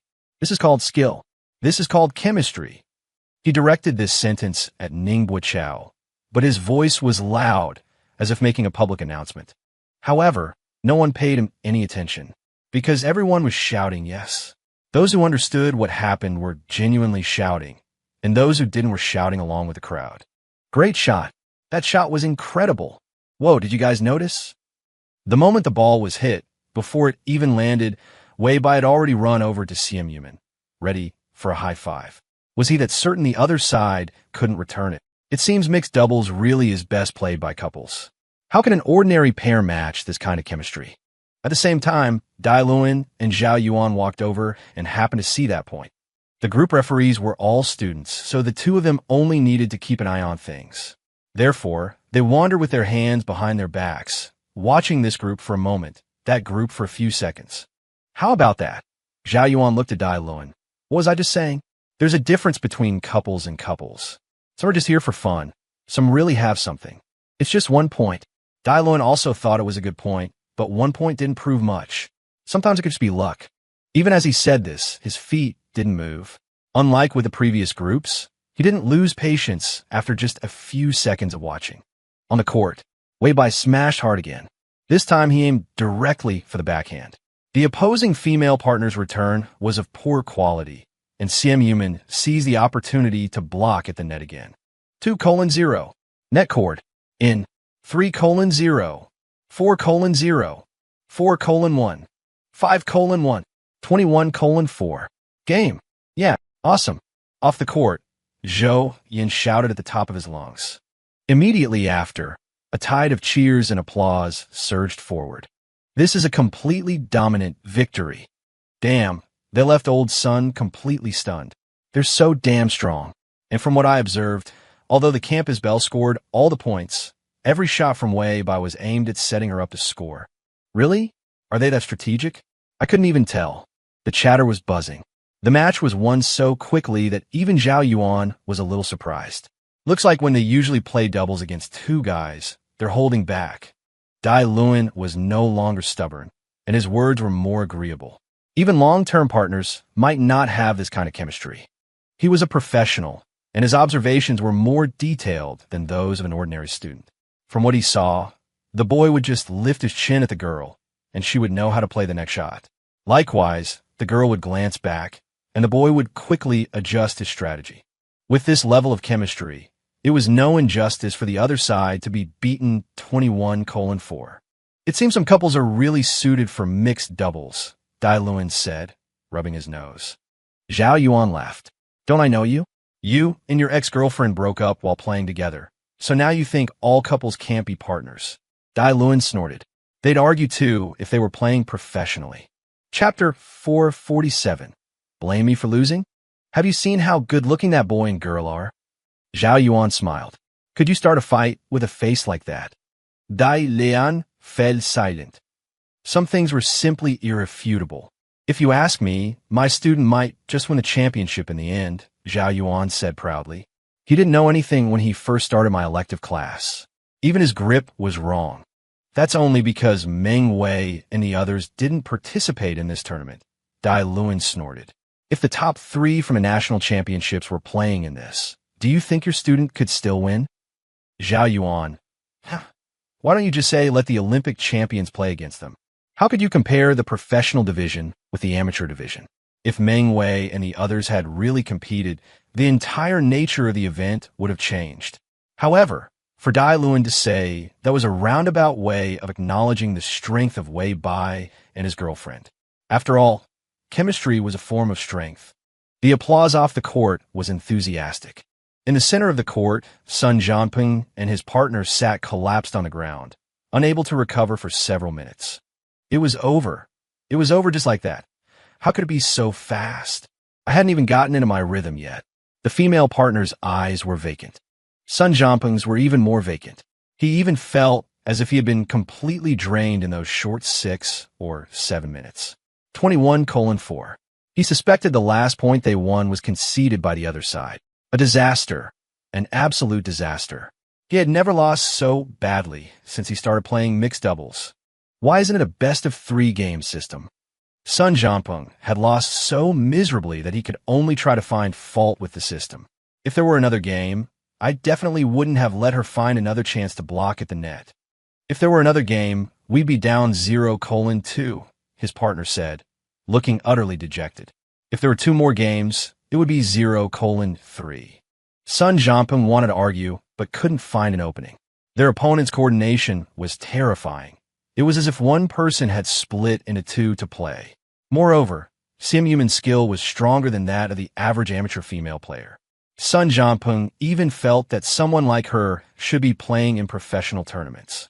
Coming to play in this kind of campus amateur tournament was simply a curb stomp battle. And then there was Wei Bai. How did he manage to get a girlfriend who was so good at badminton? No, that wasn't right. How did he manage to get a female partner who was so good at badminton? Sun Jianping looked resentfully at his own partner. He had been quite satisfied with her before, but comparisons are odious. His partner caught his look. Hey, Sun Jianping, what do you mean by that? His partner said angrily, Are you saying it's my fault we lost? Did you manage to handle Wei by yourself? Damn it, I put up with you for a long time. You don't actually think you're all that, do you? If I hadn't had a bit of a thing for you before, who the hell would play mixed doubles with you? Standing on the side of the net, Wei Bai had intended to go over and have a friendly word with his opponents. But he hadn't expected the scene on the other side to suddenly turn into an emotional drama. He had no choice but to pull back the foot he had already stepped forward. Holding 2 rackets in one hand and student Xie's hand in the other, he walked off the court. Let's find a place to sit for a while and wait for the next match. After walking off the court, they first greeted Zhou Yin and the others. Zhou Yin waved his phone. Yuan said they're almost here. She asked how the match went, and I told her we've already won the first one. Haha. Wei Bai spread his hands. I didn't expect to win so easily either. Back in high school, old Wei had taught him, as a young man, when it's time to show off, you must show off. Because there aren't that many moments in life when you can show off, and besides, it feels really damn good. In truth, this was such a simple life lesson that Wei Bai didn't need old Wei to tell him. What was the difference between winning and not showing off, and wearing fine clothes in the dark of night? He loved to win, and he especially loved to show off after winning. Evidently, his act had impressed both Zhou Yin and Chao. Where's Kong? Wei Bai didn't see Pan Kong and asked. He just got a call from his girlfriend, Zhou Yin explained, and then he disappeared. Wei Bai nodded. Perfectly normal. Being summoned away by a girlfriend call was indeed perfectly normal. Xiao Xia suddenly popped her head out from behind Zhou Yin, waving at Wei Bai and Simp. Come over here, I have stools. You can sit and rest for a bit. There weren't many places to sit in the indoor stadium. Spectators were mostly standing or sitting on the floor. Wei Bai had also been thinking of sitting on the floor, but hearing Xiao Xia, the group followed her. Xiao Xia was still at her stall giving out lemonade. She took 2 cups, handing one to Wei Bai and the other to Simp. There's none left for anyone else, Xiao Xia said generously. It's 1 cup per person. We have a little extra, but not much. I saved these 2 especially for Bai Bai and Man. Zhou Yin and Ning Buqiao naturally wouldn't make a fuss with Xiao Xia over a cup of lemonade that cost a few yuan, and both expressed their understanding. A little while later, Simumin's group of roommates arrived. Shen Yuan was especially excited. I heard from Zhou Yin that you guys won the first game in less than 7 minutes. In reality, she had no idea what winning a game in 7 minutes meant, but that didn't stop her from thinking it was awesome. The corners of Simumin's mouth lifted slightly. Actually, it could have been faster, but they were afraid of embarrassing their opponents too much, so they had let them have 2 points at the end. Shen Yuan's eyes widened. Wow, man, I can't believe you said that. She had thought Simp would just respond with a simple She hadn't expected Simp to say a whole sentence, and a slightly smug one at that. Was this still Simp? Zhou Yishuan snickered quietly. She had seen this side of Simp before. It usually appeared when she accomplished something together with Wei Bai. At times like these, Man loved to show off just a little. Sun Xiuxiu stood on her tiptoes, looking around. Wow, so many people are wearing matching couples outfits like you guys. Man, do you think they started dating and then played mixed doubles? Or did they develop feelings after playing mixed doubles together? If it's this easy to find romance through mixed doubles, I want to give it a try too. Simp thought for a moment and said seriously, with your skill level, you just get yelled at if you played mixed doubles. Sun Xiuxiu. Huh? Never mind then. I'll find another way. Some of the group stood, while others sat, talking and laughing. During this time, Xiao Xia didn't say much. She was busy chatting on her phone. Shen Yuan asked curiously, Xiao Xia, are you chatting with your boyfriend? Xiao Xia looked up. Yeah, you and your boyfriend are so close, Shen Yuan said. To be this close in a long-distance relationship, he must really like you. Xiao Xiao's expression turned strange. Nan Iliao did seem to like her quite a lot. And it was true that she and Nan Iliao had endless things to talk about every day. However, the topics of their conversations might be slightly different from other young couples. Xiao Xia, that pair that just played against Bai Bai and Man, after they lost, the guys seemed to blame the girl. The girl angrily said she only played mixed doubles with him because she used to like him. Now it's over Nan Iliao. Holy shit, they said it right then and there? That bold? Nan Iliao. The situation here is pretty intense too. It's chaotic, but it looks like those 2 guys found out they have the same girlfriend. Nan Iliao. They're going back and forth. Looks like they're about to start fighting. Xiao Xia. Holy shit, what's there to fight about? They should hurry up and form a victims alliance. Xiao Xia was engrossed in her chat with Nan Iliao. Even when Shen Yuan and the others spoke to her, she just gave them perfunctory replies. The moment Wei Bai saw the I'm watching the drama unfold expression on her face, he knew she and Nan Iliao were gossiping together again. The 2 of them were like this back in high school. You could say their bond was forged through gossiping. Unexpectedly, even after starting college, a long-distance relationship couldn't stop them from huddling together to gossip. And because they were in different places, they could get the gossip from both High University and Jing University. Truly worthy of congratulations. Wei Bai watched Xiao Xia get more and more excited as she chatted, and he shook his head with a smile. Just then, Xiao Xia was accepting a red envelope Nan Iliao had sent her. A huge sum of 1 yuan. Xiao Xia snorted and sent back an even bigger one, 61.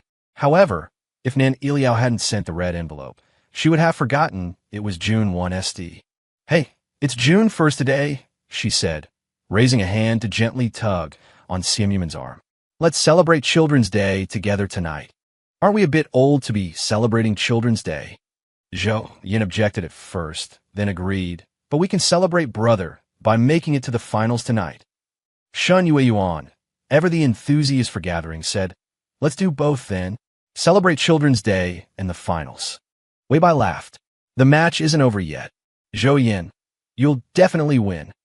Just then, the loudspeaker announced the list of pairs for the quarterfinals, calling them to draw lots for the next round.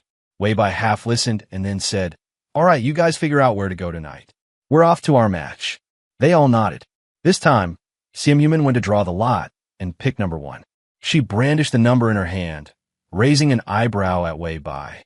Wei Bai smiled. I know. He really liked the number 1 and had told Student Xie in the previous round that he hoped to draw number 1. In the end, he didn't get it, but Student Xie did. Hence this adorable little gesture with a number slip. Wei Bai felt that the number 1 wasn't that important right now. A vibrant and adorable Student Xie like this was what mattered most. Starting from the quarterfinals, it was a best-of-3 format. In terms of individual skill, their opponents weren't stronger than Sun Jianping's team, but their teamwork was much more in sync. At the very least, they didn't start fighting amongst themselves after losing the first game 8-21. Instead, they reviewed their performance. Wei Bai and Simp Yuman were also reviewing. Wonder if they've decided where to go tonight. I'll message Conger later and tell him to bring his girlfriend. Student Xia, have some water. The second game began. Soon, the second game was over. The third game began. Soon, the third game was also over. Wei Bai and Simp Yuman advanced to the final qualifying round with a sweeping 3-0 victory. This time, the male opponent they faced was an acquaintance they had played against on the court twice before. His partner, however, was someone they hadn't seen before. Wei Bai smiled and nodded at the guy before walking onto the court. The guy looked up to the heavens. Holy shit, after all the hard work to get to the final, how do we end up drawing you? His girlfriend linked her arm through his. Are they that good? The guy replied. Lao Su and I, 2 guys, had a hard time playing against them. What do you think? His girlfriend was shocked. For real? Are you exaggerating? The guy said, to be honest, in singles, I'm definitely not afraid of Wei Bai. But in mixed doubles, that girlfriend of his girlfriend immediately chimed in, is so beautiful it's distracting.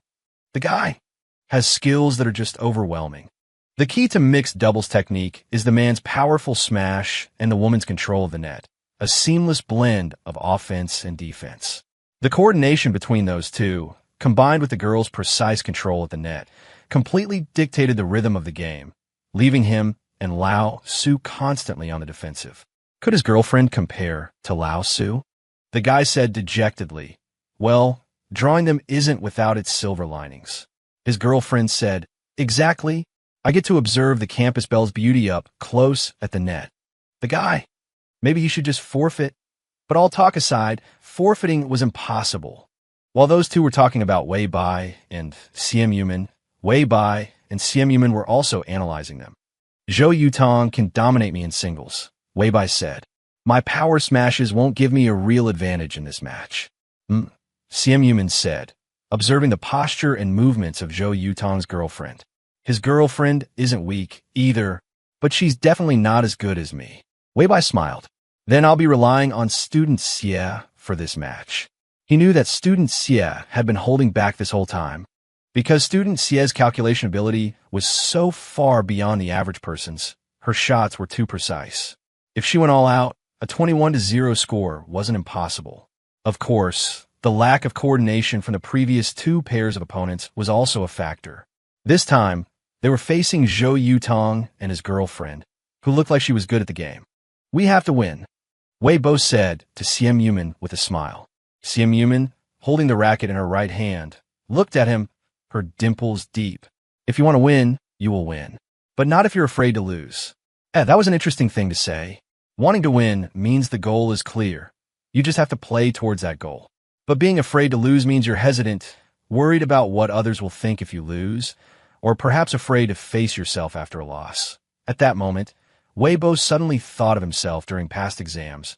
He often liked to tell himself, "I need to improve this time," rather than "I can't do worse," or "How will I face mom, dad, and old Wong?" Right now, playing badminton was the same as taking an exam. He wanted to win, but he wasn't afraid of losing. Wei Bo smiled knowingly. Student Xie really understood him. The match began. This time, their rhythm was much faster than in the previous two matches. They still used a quick finish tactic, but the quick was different. Simp had some understanding of Zhou Yutong's strength. After testing the opposing girl's skill with a couple of shots, she gave Wei Bo a look. Wei Bo immediately started to pick up the pace. This time, he didn't compete with Zhou Yutong on power. Instead, he relied on fast, flat drives in the midcourt, with the main goal of breaking their defense and forcing Zhou Yutong to return with a low-quality shot. The scoring opportunities still mostly fell to Simp. She played drop shots that prevented the opponents from lifting the shuttlecock high, and when Wei Bo attacked, she quickly rushed the net to block. Zhou Yutong was beaten so badly he lost his temper, and his performance got worse and worse. By the end of the first game at 21-10, he was already quite discouraged. His girlfriend, however, still had some fight in her. Simp controlled the front court the entire game. "I think if you could just get the rhythm back and use your heavy smashes and spot smashes, Wei Bo might not be able to defend against them." Zhou Yutong looked pale. Wei Bo's greatest strength isn't smashing, it's his wide area defense. "Girlfriend, huh? Fine, but we still have to play our best, right?" Zhou Yutong gulped down half a bottle of water. "Right. Hadn't they still scored 10 points? It wasn't 21-0. There was still hope for a comeback. The second game was about to begin. We can't let Zhou Yutong set the pace right from the start." Wei Bo strategized with Simp. "His heavy smash is very strong." Simp nodded. "Give him no openings, speed up the rallies, don't give him a chance to breathe." Simp's tone was calm, yet carried a faint killing intent. Wei Bo reached out and patted her head. "Adorable. Cute." Simp was a bit baffled. What was cute? Not giving the opponent a chance to breathe? Was that cute? This little tortoise's taste was really unique. Simp nodded lightly. "You're cute too." Wei Bo smiled. He and student Xie had one thing in common. They were both obsessed with victory and strength. He wasn't the type of person to think good enough is good enough, and she wasn't some silly, sweet damsel in distress waiting to be rescued. Many people might like that silly and sweet, kind of cute. But Wei Bo liked student Xie's intelligence, strength, resilience, and courage. Even more, he loved the feeling of fighting side by side with her. Second game, start. Zhou Yutong came out aggressive on his serve, sending a heavy smash straight at Wei Bo. With a thwack, Wei Bo drove the shuttlecock towards the opposing girl. Zhou Yutong had already anticipated it, darting out from behind his girlfriend and, with another thwack, driving the shuttlecock back to the midcourt. The shot was aimed at Wei Bo, but Simp moved swiftly sideways, leaped up, and smashed a clear straight to the opponent's back baseline. Zhou Yutong could only retreat to receive the shot, thinking to himself, "Fuck, they've seized the initiative again." As that clear was returned, Wei Bo moved to the front court to cover and smashed it straight down the line into an open spot. The white shuttlecock slammed onto the ground, leaving Zhou Yutong stunned. "Holy shit, are you for real, man? Did you two eat Dove chocolate before the match? How is that rotation so silky smooth?" His girlfriend was stunned too. She hadn't expected Wei Bo to rush from the back directly to the front court and smash it right away. She hadn't even had time to react, stunned, beaten into a daze again. So, how were they supposed to play this? This was too hard. Why did she have to draw number one? She should have known better and let Zhou Yutong, with his unlucky hands, draw the lot. Simp was high-fiving Wei Bo to celebrate winning the first point of the second game. Great shot. Her voice was clear, and her eyes held a smile. Weibo was beaming. Of course. That smash he just made was truly powerful. Awesome. Siem Yumin looked at his smile, at the glistening beads of sweat on his forehead, and suddenly wanted to stand on her tiptoes and kiss him. But of course she couldn't. It wasn't because there were many people around, but because she was afraid it would make him lose focus. Let's go again, she said. Weibai, again. There was only one goal, and that was to win. Focusing on winning, this was the feeling of competition. Awesome. The next game went even more smoothly than the first. It ended at 21-6. The surrounding applause was thunderous, with some cheers sounding like a fan club, mixed with waves of screams and whistles. Weibai followed the sound of the whistles, and, sure enough, saw that kid Zhou Yan. Around Zhou Yan were all their friends, each one looking even more excited than them. Weibai smiled helplessly, took student Xie's hand, and waved to the crowd. Best 2 out of 3. They had won 2 games in a row, so there was no need to play the third. The victory was sealed. Next up was the all-school final next week. Student Xie, we won. He looked down and smiled at the girl beside him. Siem Yumin nodded lightly. It was simple. Wow. Student Xie really knows how to act cool now. Weibai laughed. I'll be counting on you again next week, Student Xie. Siem Yumin. Of course. The two enjoyed the feeling of victory for a moment before turning back to talk to Zhou Yutong and the others. Don't bother with the you let me win stuff. Zhou Yutong waved his hand. I accept my defeat wholeheartedly. Weibai smiled. I was going to say, let's schedule a singles match sometime. Zhou Yutong's eyes lit up. Then you just wait to get crushed. This guy, relying on his girlfriend's formidable skills. Just watch how I crush you in a singles match. Sure, Weibai smiled. I'll be waiting. He had always been only moderately fond of badminton. Among ball sports, he much preferred basketball. But now, things were completely different. He had won. Winning would make him develop a passion for a sport. He had always been this way. Just like with video games, if there was a game he could never play well and couldn't show off in front of his teammates, he would just stop playing it. Now, he was basking in the glorious victory that badminton had brought him. He announced that he had fallen in love with badminton. While talking with Zhou Yutong, he heard the referee announce that the other match was tied 1-1. That meant they had to play another game. Weibai and Siem Yumin went to watch the final game together. That pair in the red matching outfits is strong, Weibai said. If we had drawn them just now, it would have taken some effort. Siem Yumin nodded. We'd still win. Weibai smiled. With that much confidence, shouldn't we be aiming for the championship next week? Siem Yumin. It's in the bag. Weibai. Of course. Zhao Yuan and Dai Luan walked up behind them and happened to overhear these two sentences. Zhao Yuan. As expected of my students. Dai Luan. Elective course students count as your students? Zhao Yuan, why not? As long as they've learned badminton from me, they're my students. Dai Luan, isn't this just the semi-finals of a department tournament? This guy is being so smug. Anyone who didn't know better would think he'd coached a national championship medalist. The computer science department's level isn't that great, Dai Luan said. They won't be so lucky next week. Zhao Yuan. Lucky? You call this lucky? Dai Luan. Fine, I admit they have some skill. But the final next week won't be that easy. Zhao Yuan. Let's make a bet, shall we? If they win, you treat me to a meal. Dai Luan. And by win, you mean the championship, right? Zhao Yuan. No problem. Dai Luan deal. If they lose, you treat me. Their teamwork is good, but the boy's skill is a weak point. Against a truly skilled opponent, he definitely won't be able to defend. Take that 1-meter-90-centimeter guy from the School of Economics last week, for example. He was practically a semi-pro. Zhao Yuan has never seen that tall guy. Otherwise, he definitely wouldn't have made this bet with me. Dai Luan was already mentally planning what kind of feast he'd have Zhao Yuan treat him to. Weibai and Siem Yumin watched the game for a while and were about to leave. When they turned around, they saw their badminton elective teacher. Weibai greeted him. Teacher Zhao, you can't watch the matches too? Zhao Yuan. I'm here as a referee. Weibai oh. Thank you for your hard work. We're leaving now. Zhao Yuan watched with a grin as the two young university students left hand in hand. He was already considering what he'd have Dai Luan treat him to next week. After leaving the crowd, Weibai saw Zhou Yin and the others. Pan Kong was also back, and he had his girlfriend, Wan Rongrong, with him. Pan Kong had taken Wan Rongrong to treat his roommates to a meal before, so everyone was somewhat familiar with her. However, this was the first time Wan Rongrong had seen Simp.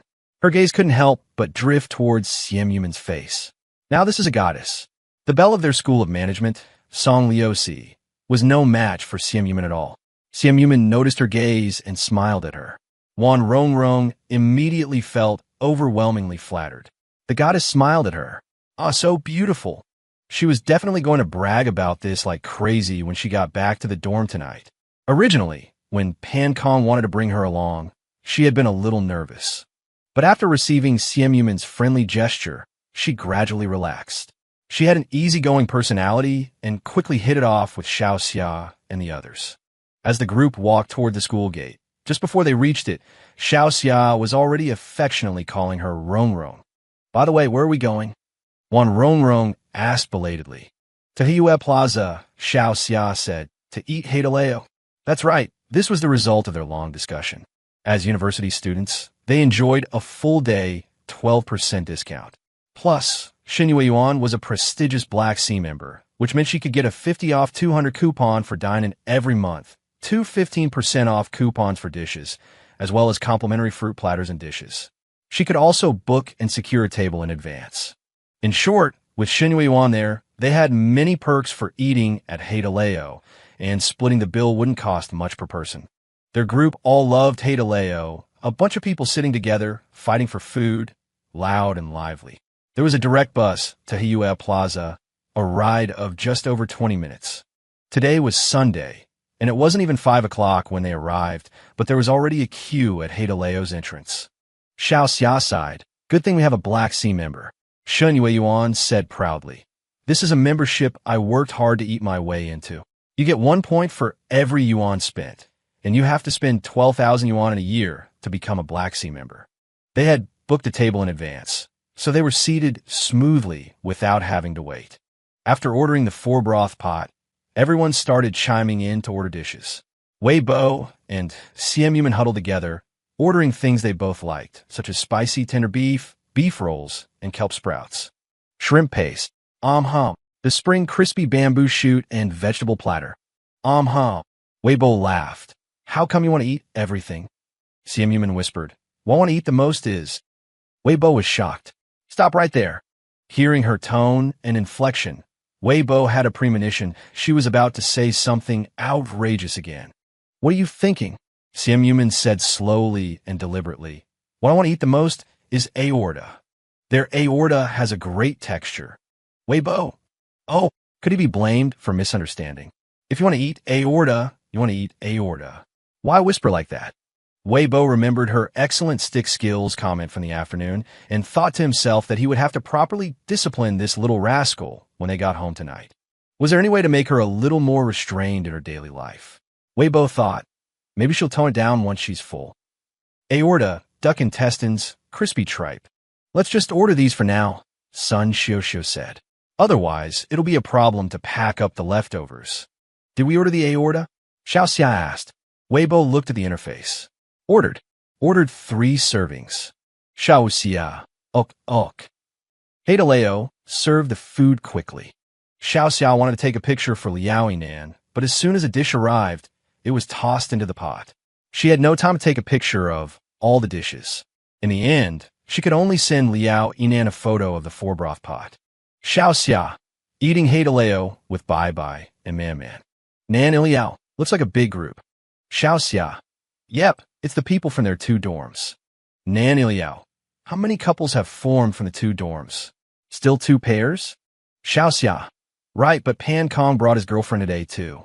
It's my first time meeting her. They're pretty sweet together. Nan Iliao. Oh man, doesn't that leave just Ning Buichao all by himself in Gabai's dorm? TSK, poor guy. Xiaoxia, I forgot if you hadn't mentioned it.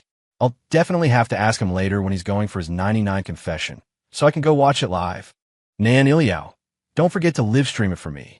Xiaoxia, with our relationship, you can count on it. The 4-broth pot bubbled away, and everyone ate with great gusto. After exchanging a few messages with Liao Yinan, Xiaoxia immediately joined the battle for food. Aorta! Her aorta. The aorta in the pot was long gone. Xiao Xia had to eat something else first, thinking to herself that she'd order 2 more plates of aorta later. But when she looked down, she saw 2 pieces of aorta lying in her bowl. Xiam Yumin was on her left, and Zhui Yishuan was on her right. It must have been one of them who put it there for her. Her dear friend Xiao Xia was so moved. Just as she was thinking this, she saw Zhui Yishuan pick up a piece of tripe and place it in her bowl.